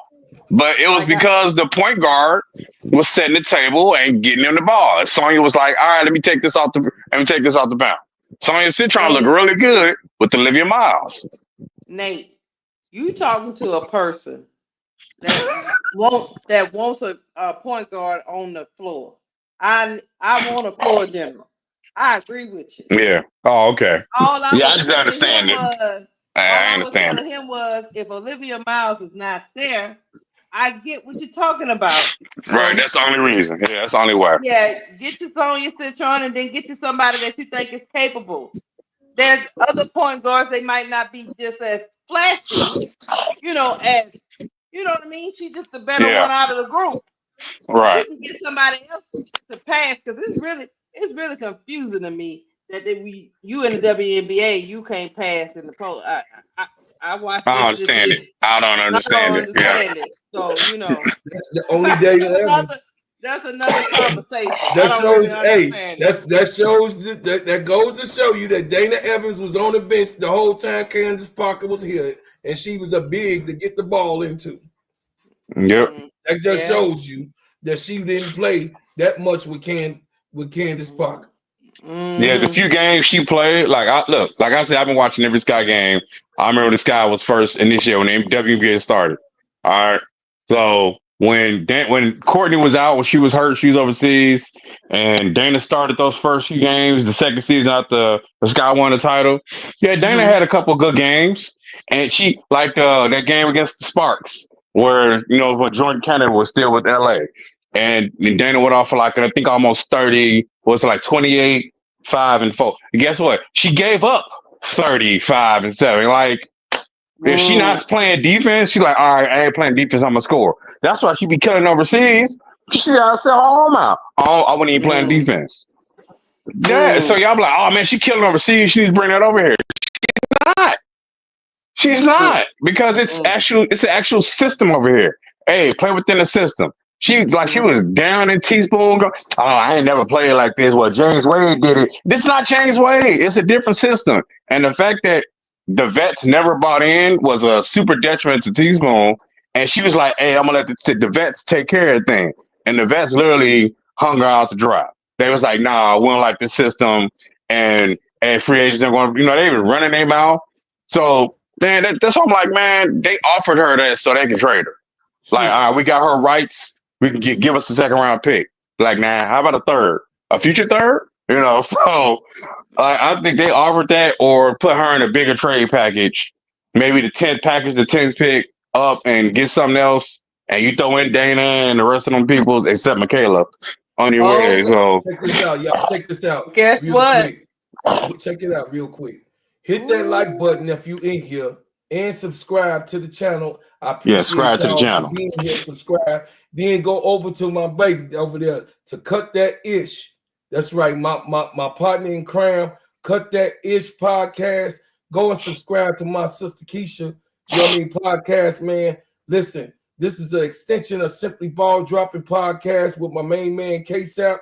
This is the extension of what he has put together, and we bring in the same type of theme and same type of heat that our brother that's already ahead of us and helping us build our platforms along with his. I'm just asking for y'all to support, share, like, and subscribe to the channel. And Wody Mack, he says, I promise Olivia won't be there. Dallas might switch up. You got a chance, long shot chance for Paige through. Well, maybe so. No, Flaugier coming out. Flaugier coming out. Flaugier going number 2. Dallas ain't trading their pick no matter what. Like Dallas ain't. They've already the money they've made just preseason, just on those tickets, and they hiked the price up. They're not trading that pick. Yeah, off of Paige alone, they're not gonna do that, Wody. Yeah, they're not trading. Paige will be a Dallas wing. That dude will be fired. Hey, that guy be fired right away because the owners, so ASAP. Yeah, not just the GM, but the owners won't pay. Guess what, guys? I'm on the WNBA website. You know, I check it every day. I become obsessed. Anyway, they just cored Alyssa Thomas in Connecticut's son, and they just did a restricted qualifying offer to Dejanay. Yeah, I mean they can. Yeah, I mean they're gonna extend the offer. I expected that to happen. Do you think? Because they can still make an offer. She's a restricted. That just makes her a restricted free agent.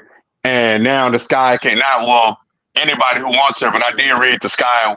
Well, you know what I'm saying, may try, you know what I'm saying, try and sign her, but they don't know if Connecticut gonna let her go. But that just makes her a restricted free agent that can negotiate. So that should negotiate with other teams. Now the core with Alyssa Thomas, how the core work, Nate? The core means you get the Supermax and you can't move for a year, right? It's like a franchise. No, so the core is basically a guaranteed 1-year Supermax, and that means you can only negotiate with the Connecticut. But that Connecticut just did that so they can get something for her. They're like, we finna core you, because I was hearing they're gonna core her and see if they can get something for her, because she kind of let them know like, hey, y'all ain't doing enough for me. I'm seeing where in here in Unrivaled how you supposed to be treated, and I'm not coming back. So he's like, all right, bet we finna core you. So they caught her and let her know, like, hey, where you trying to get traded? So if she doesn't like what she's getting traded to, she can veto it. I don't care if they're like, hey, this place giving us 4 first-round picks. She can be like, well, I don't want to go there. So so the core player has a right to veto any trade. So the trade literally can't go down unless that's where she wants to go. Like Satu, if she can literally veto any trade. Like if they were like, all right, we're going to trade you to Atlanta. They giving us 3 first-round picks and Ryan Howard. She'd be like, nah, I want to go to Atlanta. But they get it. I don't care. I don't want to go to Atlanta. These are my only places I want to go. That's it. So there's no bidding war. Yeah, so there's no bidding war unless it's between like a couple of teams that she, you know, might want to go to. Okay. And Chicago was immediately cut out. Because Chicago was like actually, you know, like backdoor, like, hey, you want to consider Chicago? And it's like, hey, y'all want to go with that 3rd pick? Jeff P was like, nope, not happening, ever. And it's like, all right, because they wanted that 3rd pick. And Chicago was like, nah. So they was immediately out of the running because they wouldn't let him go to the 3rd pick. Yeah, this makes it, man. Hey, man, what is Ryan Howard doing? Because I need to go. Is she restricted? What is Ryan Howard? Is she a free agent? She's not a free agent, is she?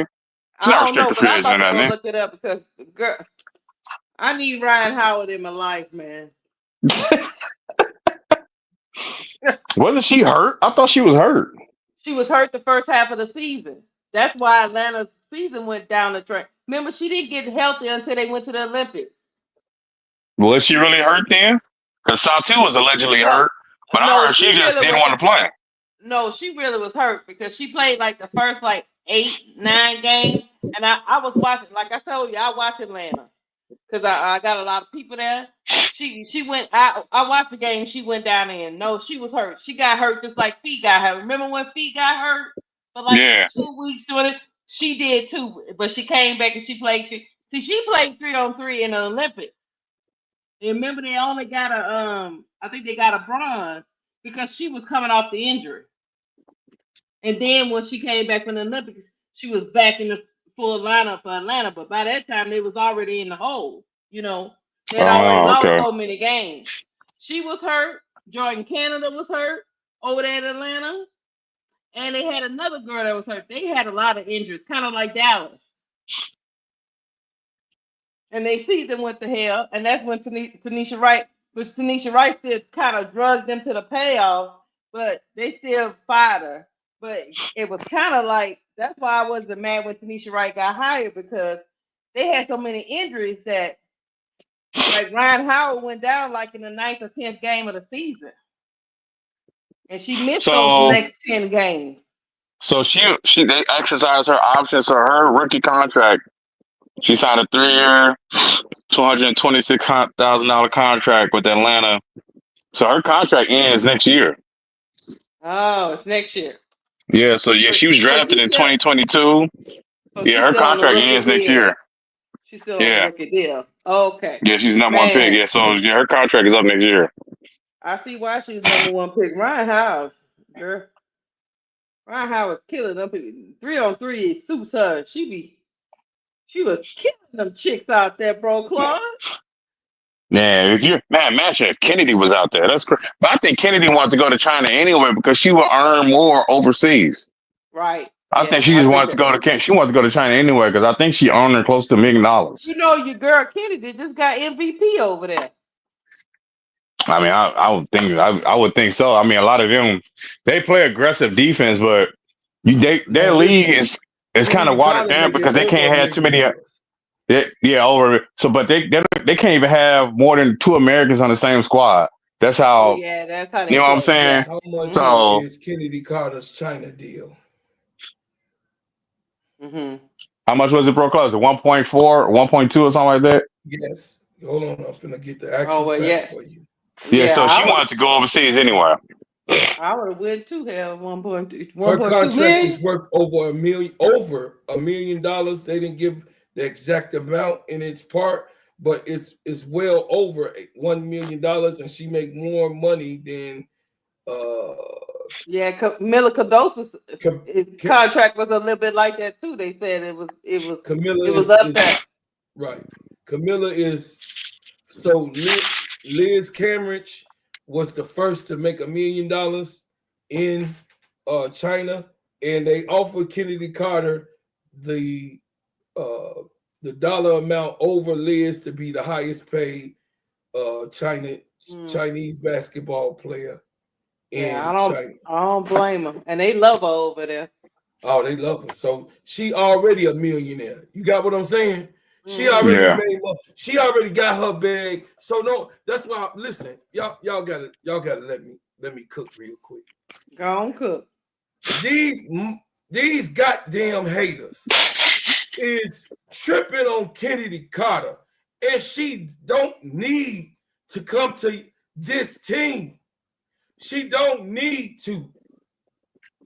Jeff P, get your damn mind right. She don't need Chicago. She's already $1 million. And then she showed that, hey, I would like to be an Unrivaled, but I got $1 million offer.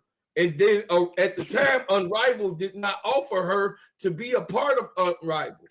But they did. Somebody slipped up and then communicated that she found. Remember, she took a picture of the offer. Somebody didn't give her they didn't let her know that she was sent an invitation, but it was too late. It was already too late because she took that. Took the contract in Unrivaled. I mean, overseas, yeah. Overseas. So the thing is that she don't need to play with the Chicago Bulls to solidify her being a millionaire. I mean, Chicago Sky to be a millionaire. But what we do want is that we want our superstar player, Kennedy Carter, to come to Chicago to help our girl, who we are here. We all are here and back on the sky because of Angel Reese. So we want her to be a part of that triple threat. Camila Cardoso, Angel Reese, and Kennedy Carter. That's the biggest three in basketball that's put together. If they only knew, because everything else that you build around, Olivia Miles comes, she played with Hannah Hidalgo, a Kennedy Carter type player already. Yep. So she's ready to come and be a part of this organization. You got what I'm saying? Any wing that we get on the 10 pick, trade that motherfucker. I'm down.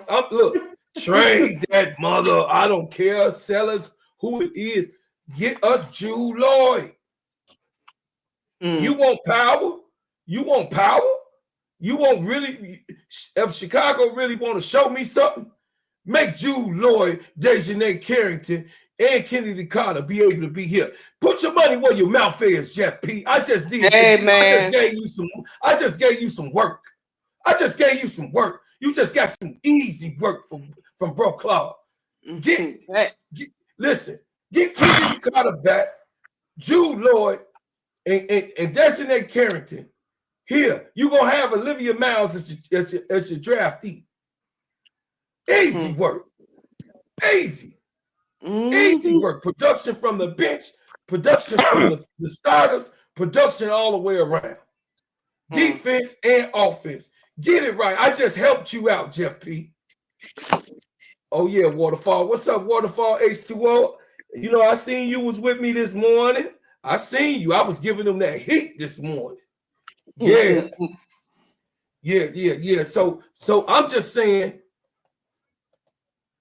if you able, that's right, Ann Dix, you saw what I just broke down. If you really, Jeff P, want to cut the ish, if you really want to cut the ish, you cut the ish by getting Olivia Miles here, Kennedy Carter re-signed, Drew Lloyd here, Dejanay Carrington here, Angel is coming back, and Camilla. How do you get them all, Bro Claude? He can't get all of them. Bro Claude said he's trying to get them all. He said he get everybody. Yes, he can. He got 900,000 to play with. They play the same position though. He can't get both of them. It don't matter. It doesn't. Listen, you got to trade for Drew Lloyd. Who you trading for Drew Lloyd for then? Drew Lloyd can play the 2 and the 3, bro, and the 1 if you want to. But you got to trade to get it all. But bro, you have to trade to get it all. She can play the 3. Didn't I just say get rid of the 10 and package up everybody for Drew Lloyd? I said you ain't doing that, bro. Must do. Bro Claude said he gonna just go to the locker room and say you, and you. Come with me. Sister you and sister you too. Get your crying ass up out of here. You got what I'm saying? Get on up out of here and go ahead. You know what I'm saying? I'm just being honest with y'all. I'm not being hypothetical. I'm saying if Jeff P is the actual GM that he say, make it happen. Get Olivia Miles here. If she falls in there, or whatever's the best thing smoking, get him here as the point. Kennedy Carter as our top person in production.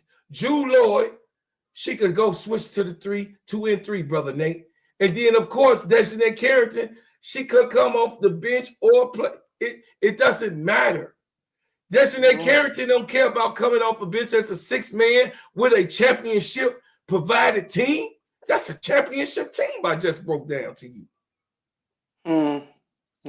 Rajon Rondo was the new boy that came in on Boston Celtics. What is that right, brother Nate?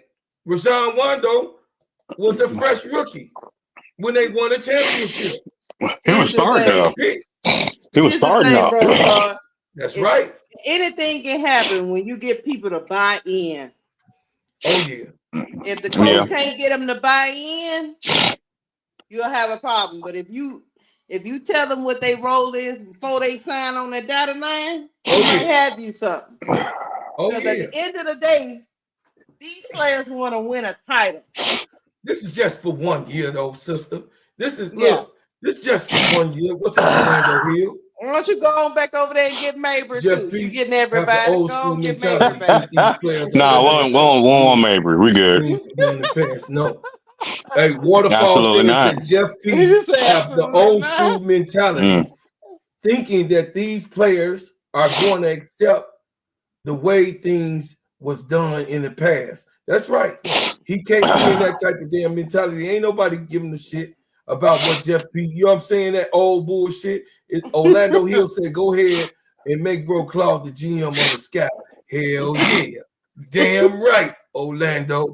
Let me You tell you, damn right, brother. They make Well, me hey, the GM. We'd have everybody around. I'll be back there just like they do in college. I'll be like, Sister back Keisha, get the room. macaroni, Sister Keisha. Let me Get tell that you, goddamn macaroni. Get that I'll be macaroni, just like Sister them. Keisha. That's what's wrong with these pro coaches. I'll be just like them college coaches talking about what do we need to do?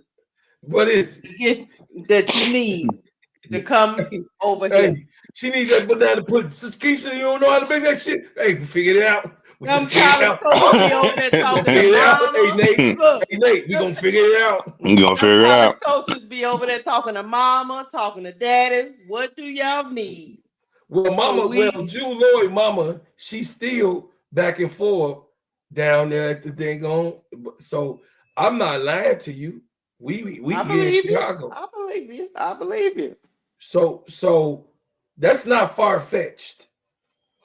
Okay. That the Jew Lloyd situation might go down. But the thing is, they trying to work it out with the 10th pick instead of the 3rd pick. Gotcha. And they gonna have to take whatever we give them because Mamba already put in a request she want to be traded. Mm-hmm. That's right, Aunt Dix. I ain't lying. This is out in the street. She been listen. Before she went to Unrivaled, she was at the crib. She was just chilling. She went to the restaurant over here. She went to go get us some motherfucking jerk villa. You know what I'm saying? She went to go get us some jerk chicken. Well, I'm gonna tell you, on opening night of Unrivaled, the two best players on the floor was Jewel Lloyd and Ryan Howard. Say it again. They don't understand what I was saying, sister. And I would say probably number 3 might be Phee, but that Jewel Lloyd and Ryan Howard, it took the rest of the players. I'll say this: it took the rest of the players to get a little acclimated before they came on a little strong. But Jewel Lloyd and Ryan Howard came out the gate. They came out the gate. Like, what's up? Like, what's up? Do y'all know who the hell I am? That's how that junk looked. That's why I didn't understand Phil Hammond. I was like, Jewel Lloyd on a heater. What is he doing? He sat her down for about 5-6 minutes. What is he doing? Yeah. Oh, yeah. So the quarters ain't but 7 minutes. What you doing? Man, listen. Jewel Lloyd was on one. Right. She was on one from the beginning. She like, Skylar over there on the other side. I'm finna give her the business. Easy work. Easy work. It was must-see TV, them two. Yeah, it was must-see TV. Listen, Ryan was balling though. Ryan was balling. And this is what I was saying. This goes back to the main thing, Sister Keisha and Brother Nate. The main thing is that these girls put together a product that is picture perfect for a player to ever come to that don't want to go overseas, that want to get their conditioning right, that want to be able to be more on a high profile notoriety and notability. All of these girls are getting the same type of coverage. And guess what, Bro Claude? And guess another thing, Bro Claude? They gave them the excitement they wanted. They wanted big shots and threes and running up and down the court. Oh, my goodness. They got it. Oh, my goodness. Big shots. You know what I mean? Hard nose fouling. You know what I mean? What can you ask for that they didn't provide? I know. Remember what I told you, Sister Keisha, and Brother Nate remember this too. I said, they was like, well, do you think it's just going to be a showcase? I said, hell no. They getting money that they wasn't going to get anywhere else on the off season.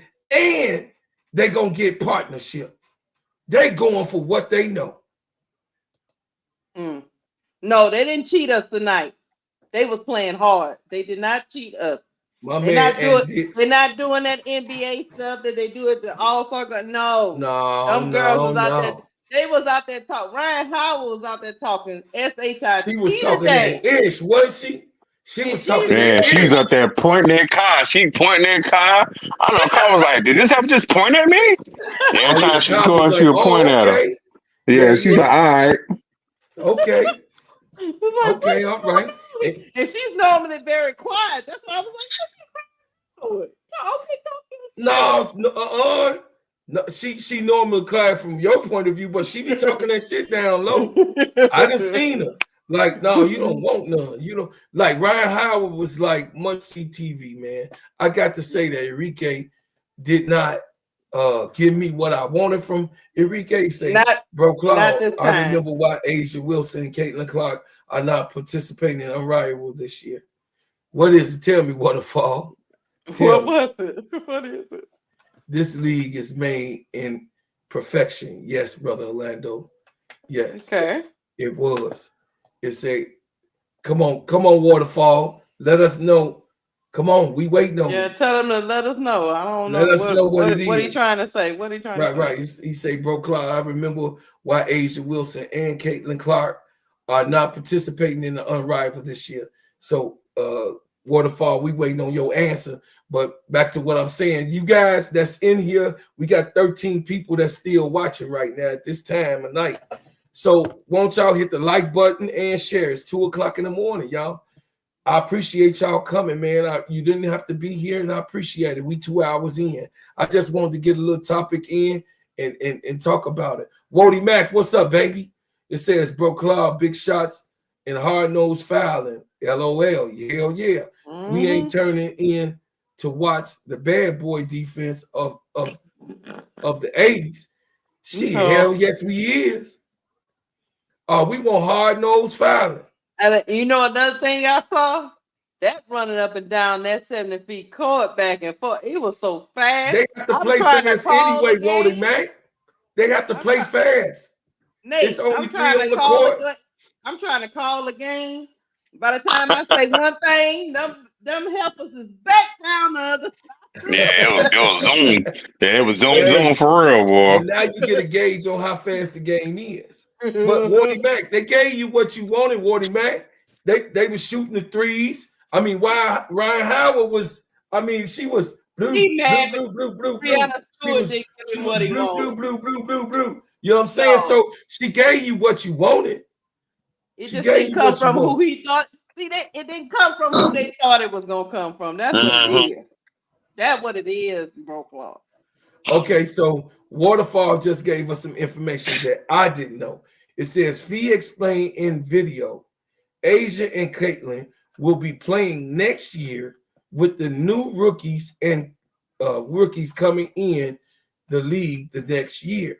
Okay, I would like, if you got that Waterfall, you can send it to me.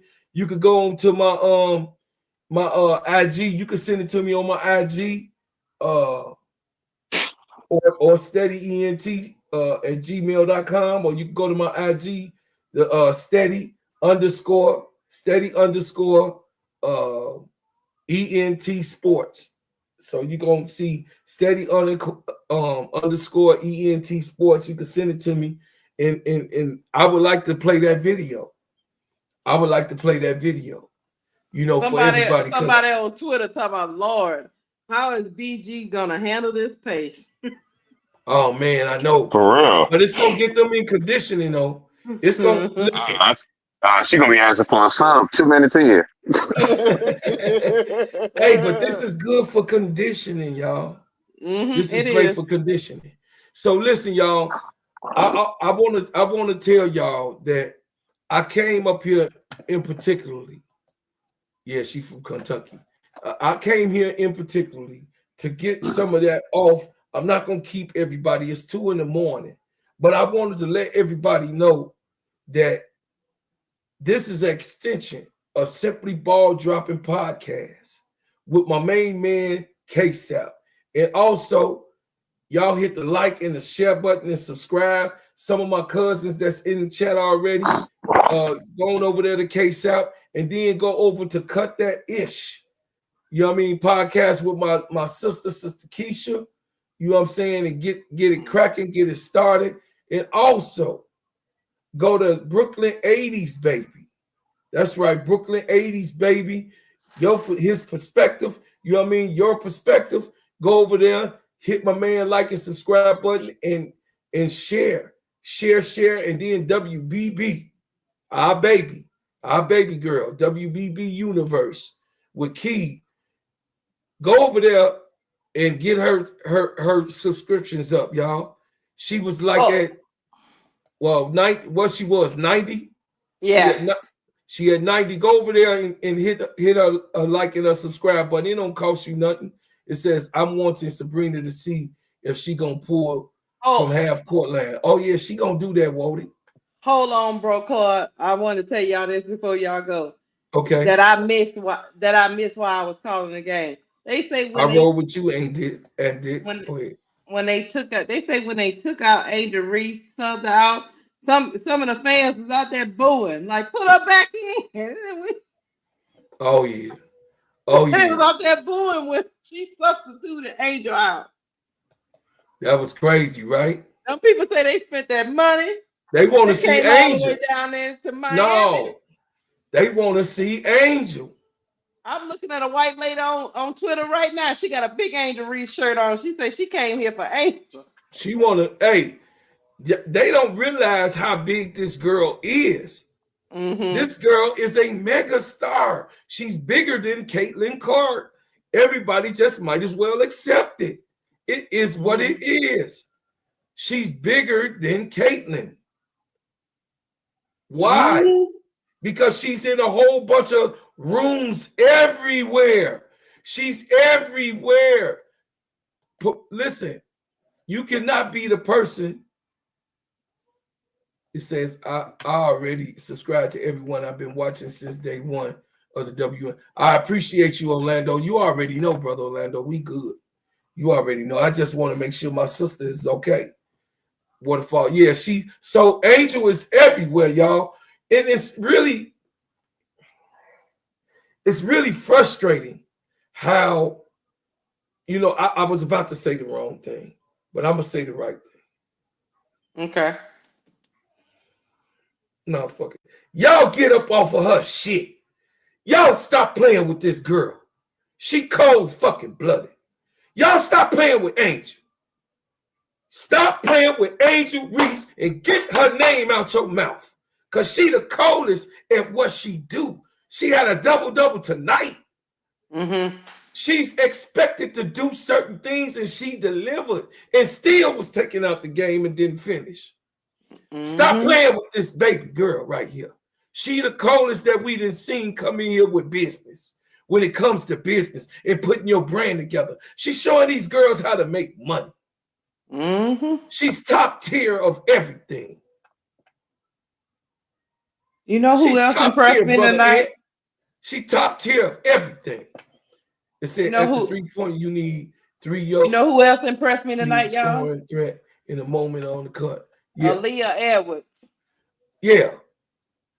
Mm-hmm. But she's showing them how to get money. All of these girls here at Unrivaled, they have an opportunity now. They have the platform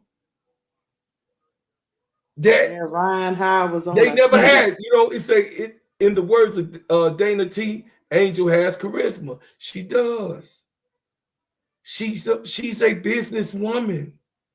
She has thank you, Waterfall. She has what was needed and what was missing from the WNBA. You know what I'm saying? Go ahead, Sister Keisha. You was going to say something. I was just saying all the ladies were beautiful walking in.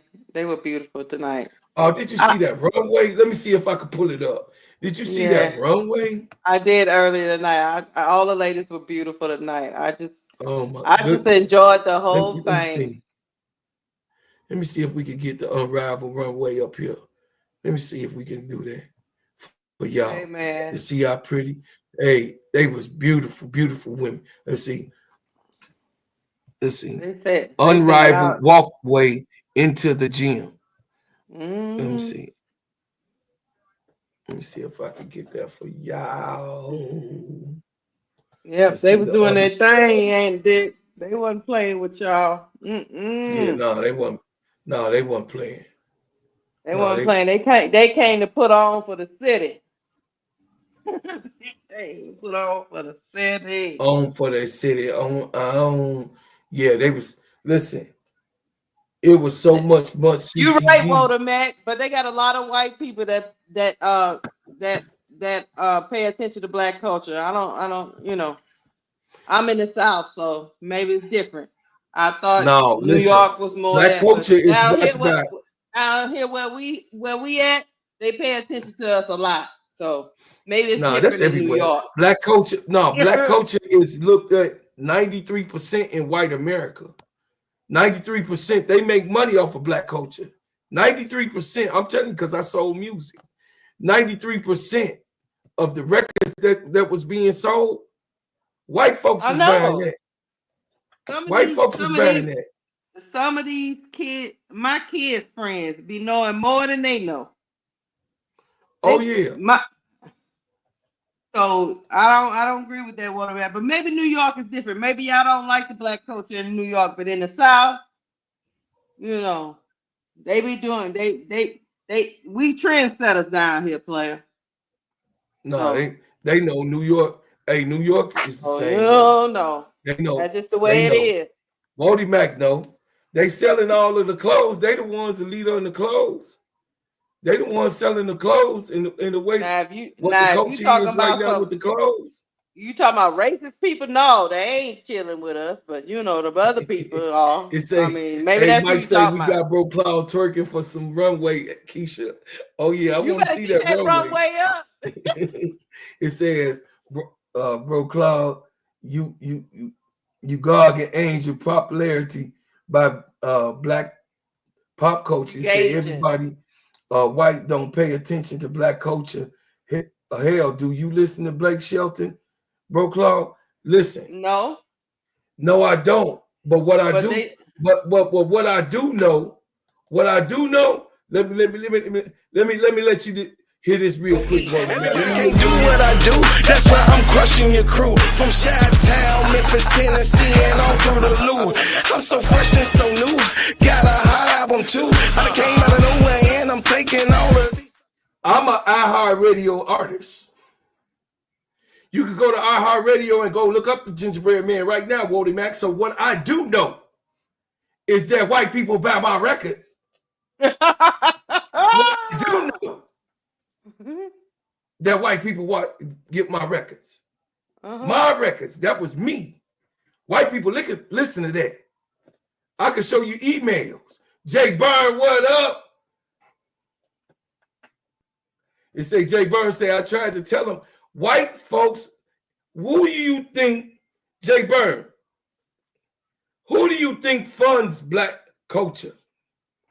It ain't black people because a big percent of us, 80% of us are poor.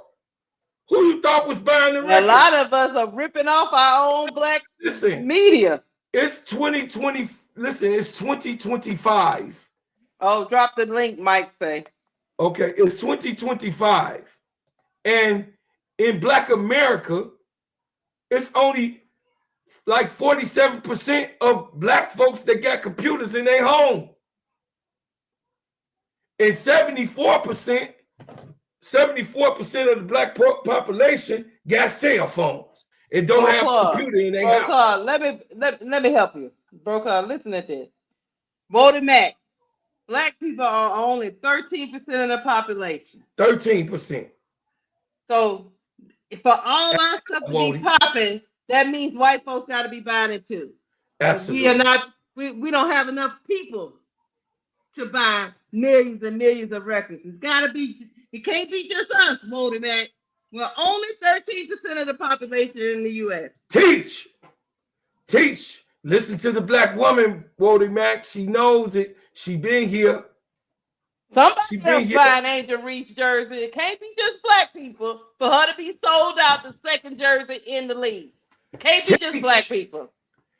Listen to the black woman. Listen to mama. Mama gonna tell you what it is because she been here. Listen. They love our culture. Nelly, Jay-Z, whatever rapper you want to name, it was white folks buying the records. White people. NWA pop because white people were buying the records. Public Enemy became the #1 leading group in the Music Hall of Fame right now because white people was buying bass. I say, goddamn, here I am. Once again, back is the incredible, rhyme animal, the incredible, the Public Enemy #1. Hey, bro, Claude, why do you think back in the 90s and the 80s they had all these politicians out there trying to stop the music, trying to put all these labels on the music? You know why they was putting all the labels on the music? Because we have infiltrated their white homes. Their kids was playing our music, so the politicians tried to stop it in the 90s. See, y'all don't remember that because y'all young. I remember. I was every bit of 24, 25 years old. You got what I'm saying? Bro, Claude, this stuff happened even with Little Richard. Same thing. Yeah. But I'm just saying, I was telling the youngins that the white population is the one who funds black culture. Yo, but look, right? I buy a lot of it. I agree with all of y'all. Everything you just said, I agree with. I know if a black person is successful, majority of this country, which is majority white, gonna have to mess with that person. You know what I mean? Not majority of them, but there's gonna be a percentage of them that has to rock with the black person for them to even be successful. That's just how America is. I'm not trying to throw none of that away. What I'm saying is like it could really be a small percentage of white people that even mess with black people, stuff like that. There are a large group of white people who don't even care about black culture or what they do. There are. We just don't be in their circles. You know what I'm saying? A lot of what we see is, yes, we do see those white crowds coming over here because those are the crowds we see. We don't see the ones that when they go to their family reunion and they the only one that listen to rap. You know what I mean? Where majority of them probably listen to country music or rock music. We don't even know. You know what I'm saying? So there is a majority of there is a high percentage of white people that don't even look at Angel Reese or what she doing. You know what I'm saying? Unless it's basketball and they watching it. That's just the truth. And it's not even just white people. It's a Latino. That's not true. It's Latinos too. Let me explain something to you, Wodamek, before Mike go. I'm an LSU fan, as everybody knows, right? LSU is a predominantly white university. Mm-hmm. Who you think was packing out the arenas at the PMAC when Angel Reese was playing? Again, I agree with all of that. What I'm saying is who had Angel Reese sitting at a table at LSU with a crowd wrapped around LSU? Again, when you looked at the line, it wasn't us standing in the line voting that. I agree with all of that, but what I'm saying is though, there's definitely a percentage of white people that don't do that. And matter of fact, even if they, let's just say, even if they do, they just like to go watch sports. It's their culture in America. It's culture all over the world, but like Americans love their football and basketball. So even if that's the case, you know what I'm saying, they're gonna go watch it, especially when you're in college, you're gonna go watch your team play. Okay, like all of that is true. But like I said, there are percentages of people out there who don't care about black culture unless it's sports or music. They don't care about that stuff. They don't. Like, there's a lot of things. And even like I said unless it's sports or music, you just made your own point. Because my point is though, like they'll come watch the game. That don't mean like they had a choice, right? You put two players in front of them and they say, which one are you going to cheer for? Yeah, black player could be the Michael Jordan. If that white player is Larry Bird, they're going to choose Larry Bird 9 times out of 10. No, they're not. Yes, they are. It not all like that. No, they didn't. They might not tell you. I lived it. They bought Michael Jordan shoe and they threw Larry Bird shoe to the side. I lived it. I was a teenager in the 80s. I know. Jay Burns, hold on. There's plenty of white people not into sneakers. You know what I'm saying? Like, but Jay Burns, those people you're referring to, they're just doing their own thing. But we can't. Okay, if people are not interested in sports, We can't say, hey, you're not interested in black culture because you don't like sports. No, they're just not interested in sports. What the way you got to look at it from a statistical perspective is, show me the sports fans. Now let's split them up by race and let's see who they're supporting. And Bro Claude just told you the numbers don't lie. Jordan shoes sold like never before, and you could not have done that without shoe white. On the planet sold like his shoe today. You could not have done that without white people buying those shoes. There's too many of them. They had to have buying them. In the world, Wody Mac. In the world. And then it became global. It's the number one wear.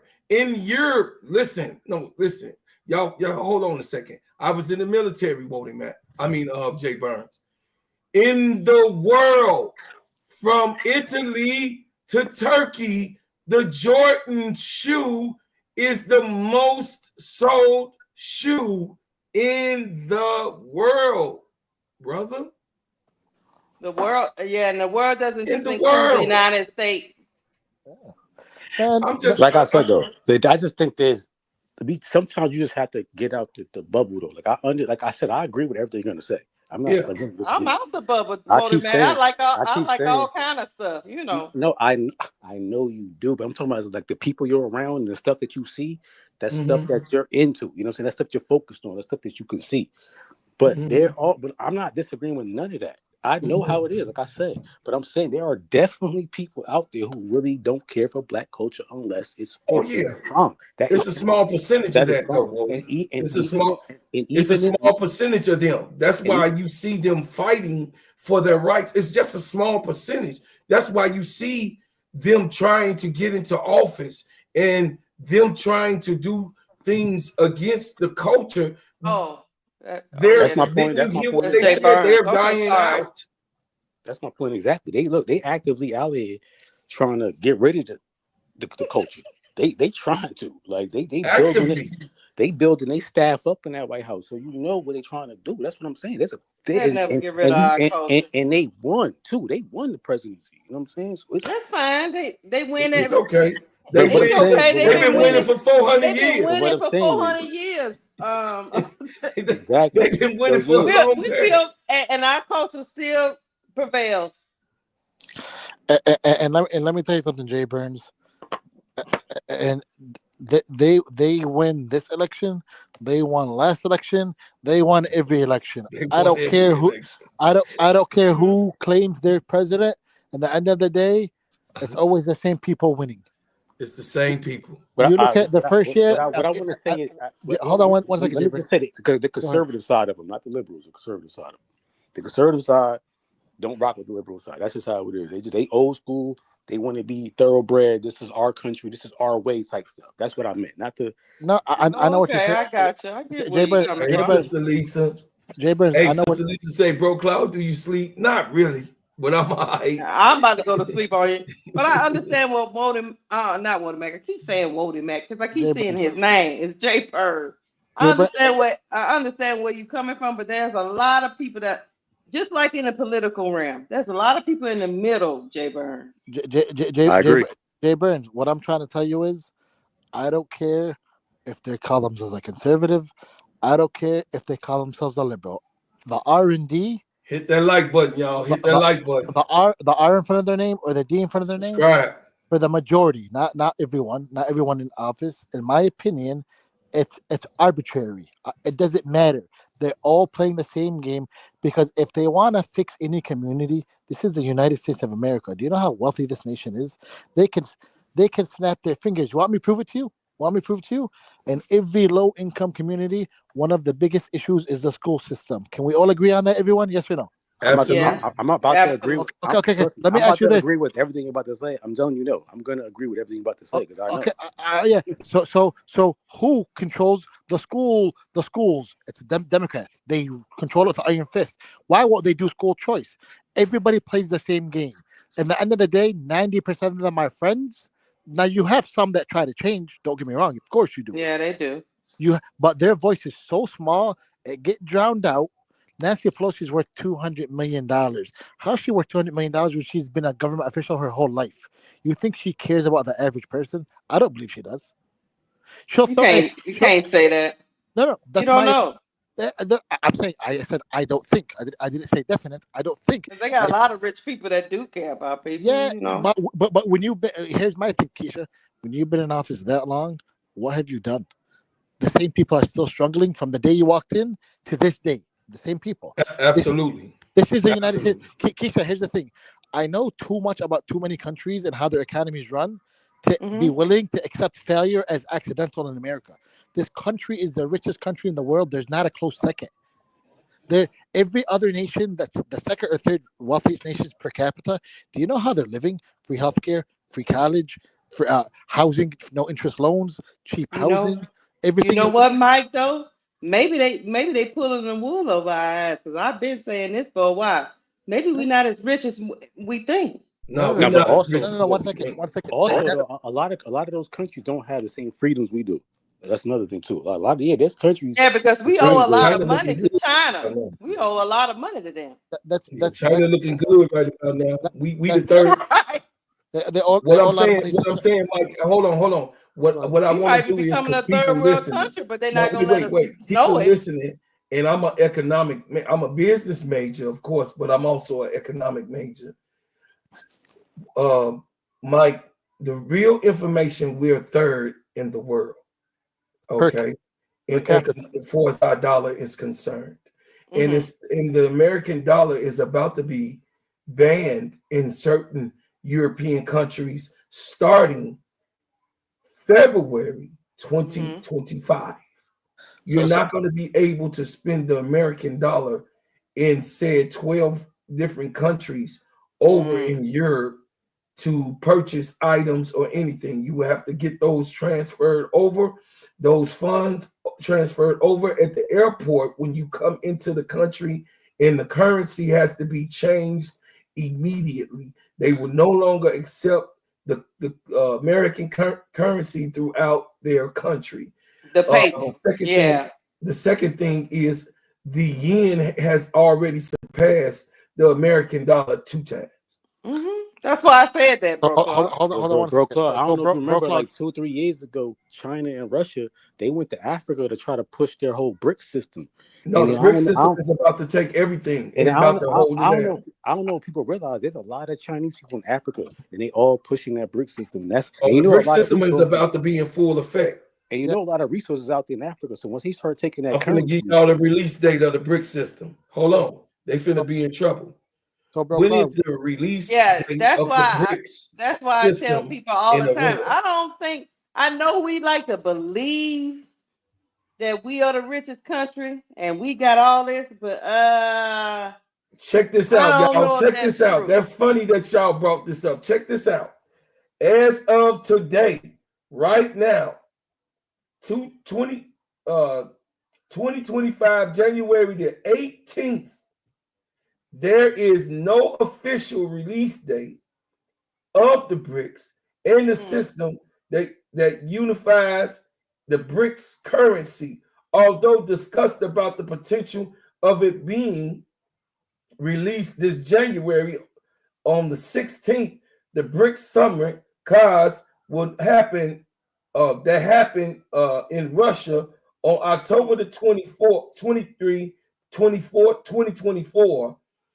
There has been a concentrated plan in the timeline when the BRICS is going to launch. So therefore, the American dollar is on attack. So there you go. It's right here.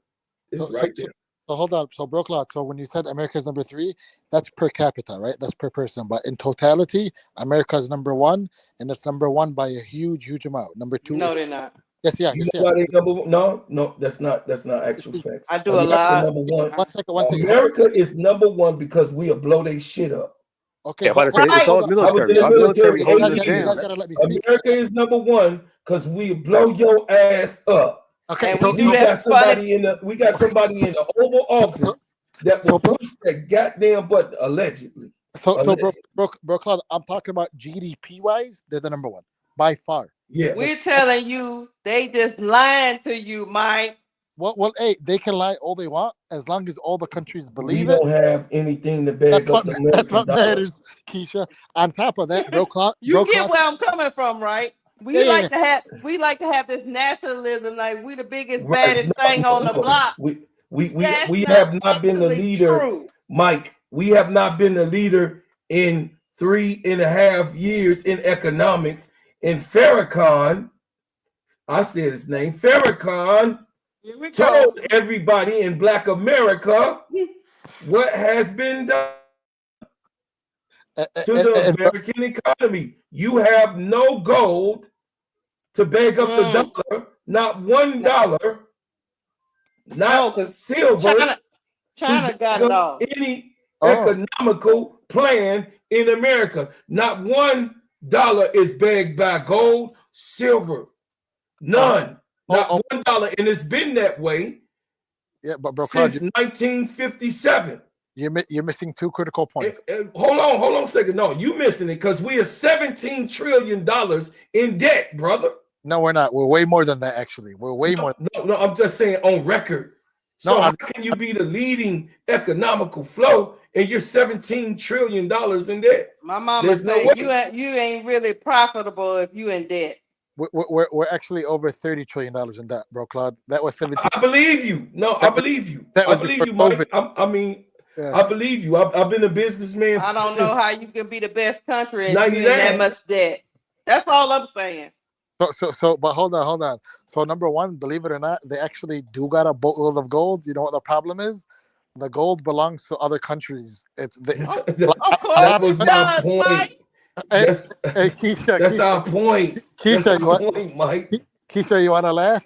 They just print money. Hold on. America got the gold reserves of so many top countries stored over here. Some of them tried asking it back. They said, we'll store it ourselves. They said, no, you're not. It's going to stay here. And their biggest gold reserve is the U.S. military. If BRICS even gets close to succeeding, best believe America is going to start saying some countries need democracy. Yeah. Yes, sir. Oh, yeah. I'm just telling you.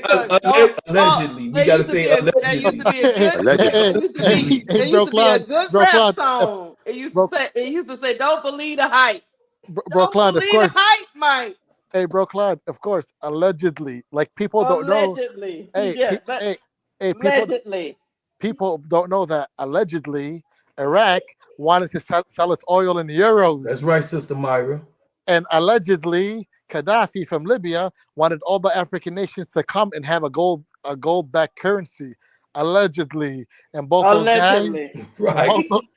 guys are no longer alive. Right. Now look, hold on a minute. Hold on, guys. Hey, government. Don't be listening to us. We just talking shit. We don't mean none of this. No, we just said allegedly. Keisha, hold on. You gotta get. Hey, that's right, Sister Keisha. Hold on. No, Keisha, I don't know shit. Keisha, you messed up. Keisha, you gotta say the white line, Keisha. God bless America. Matter of fact, I'm a patriot. Matter of fact, we should get back to basketball. Matter of fact, that's right, Jay Byrne. With all of this patriotism. Hey, bro, Claude. Jay Burns is tripping. I'm starting to think he didn't pay taxes for a minute. Hey, listen. Don't say my name like that.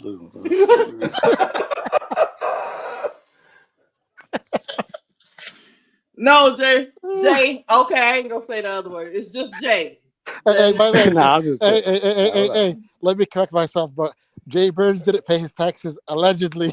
Allegedly, you know. No, I don't want to be getting no letters because I'm messing around with Bro Claude and Jay and Mike. Hey, don't put my name in it. My name is Bird. Keisha. My name is Bird. Hey, Keisha.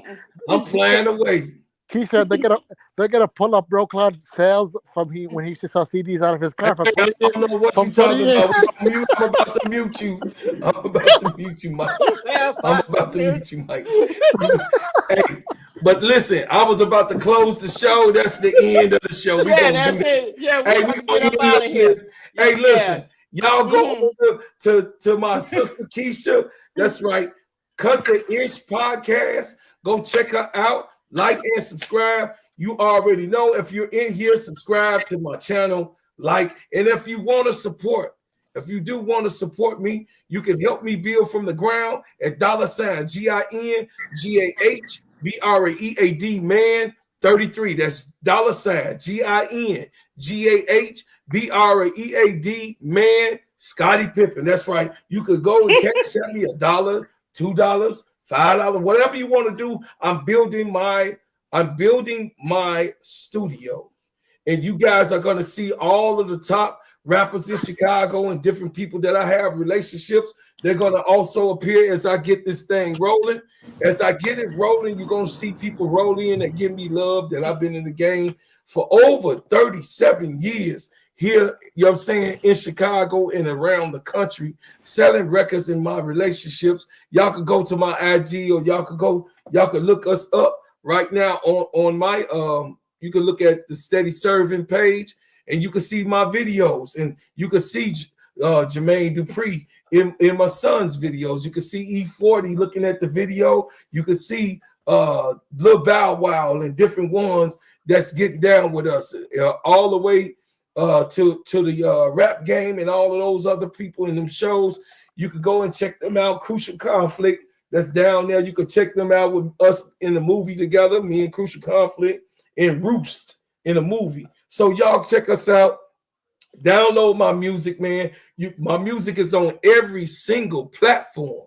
You can get my music everywhere.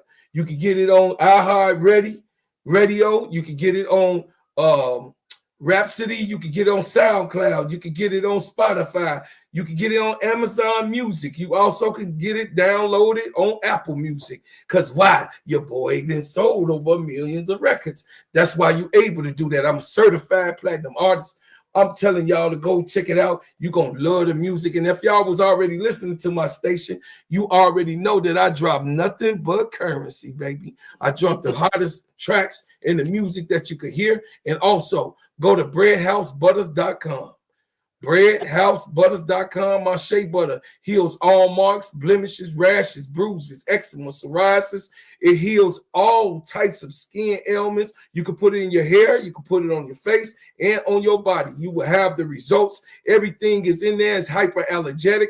That means for the severe, that's right, the severe skin, it helps moisturize, treat, condition, and heal that condition, y'all. So go ahead, go to breadhousebutters.com.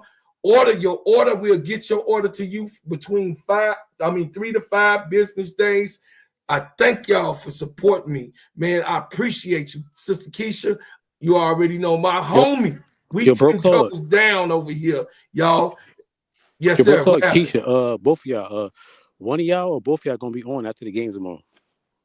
I'm gonna be on the game. We're gonna call the game. We're gonna be on while the game going on. So we'll be out there, bro. Yeah, depending where I watch him at, I might pop up here. Okay. I appreciate it. Appreciate it. So y'all, I'm gonna tell y'all something about my team. My team, we are winners. And guess what? This goes out to all my team: K-Sap, Sister Keisha, Brooklyn 80s baby, Sister Key, you know what I'm saying, Uncle J.E., Sister Noble, Sister L. Y'all go, this is a record with my son, Big Scene, off of Steady Serv'n, E-N-T.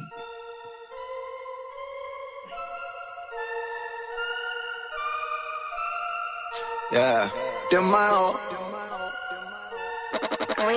You say but them my own. You getting money. That the broke coast. I'ma tell you when it. Tell you when it. You say but them my own. You getting money. That the broke coast. I'ma tell you when it. Tell you when it. I'm a youngin' getting money, baby. All my youngins screaming, fuck you, pay me. All my homies there rap for me. And all your homies tryna rap for free. Go get it, take pride in that. Fuck my family, I die for that. Touch any sister, do time for that. Look into my eyes and you know I'm about my business. I just turned the 8 to 33 and call it pippin'. Damn, walk through the door, they go for me. Small circle, that's loyalty. If I have a child, that's royalty.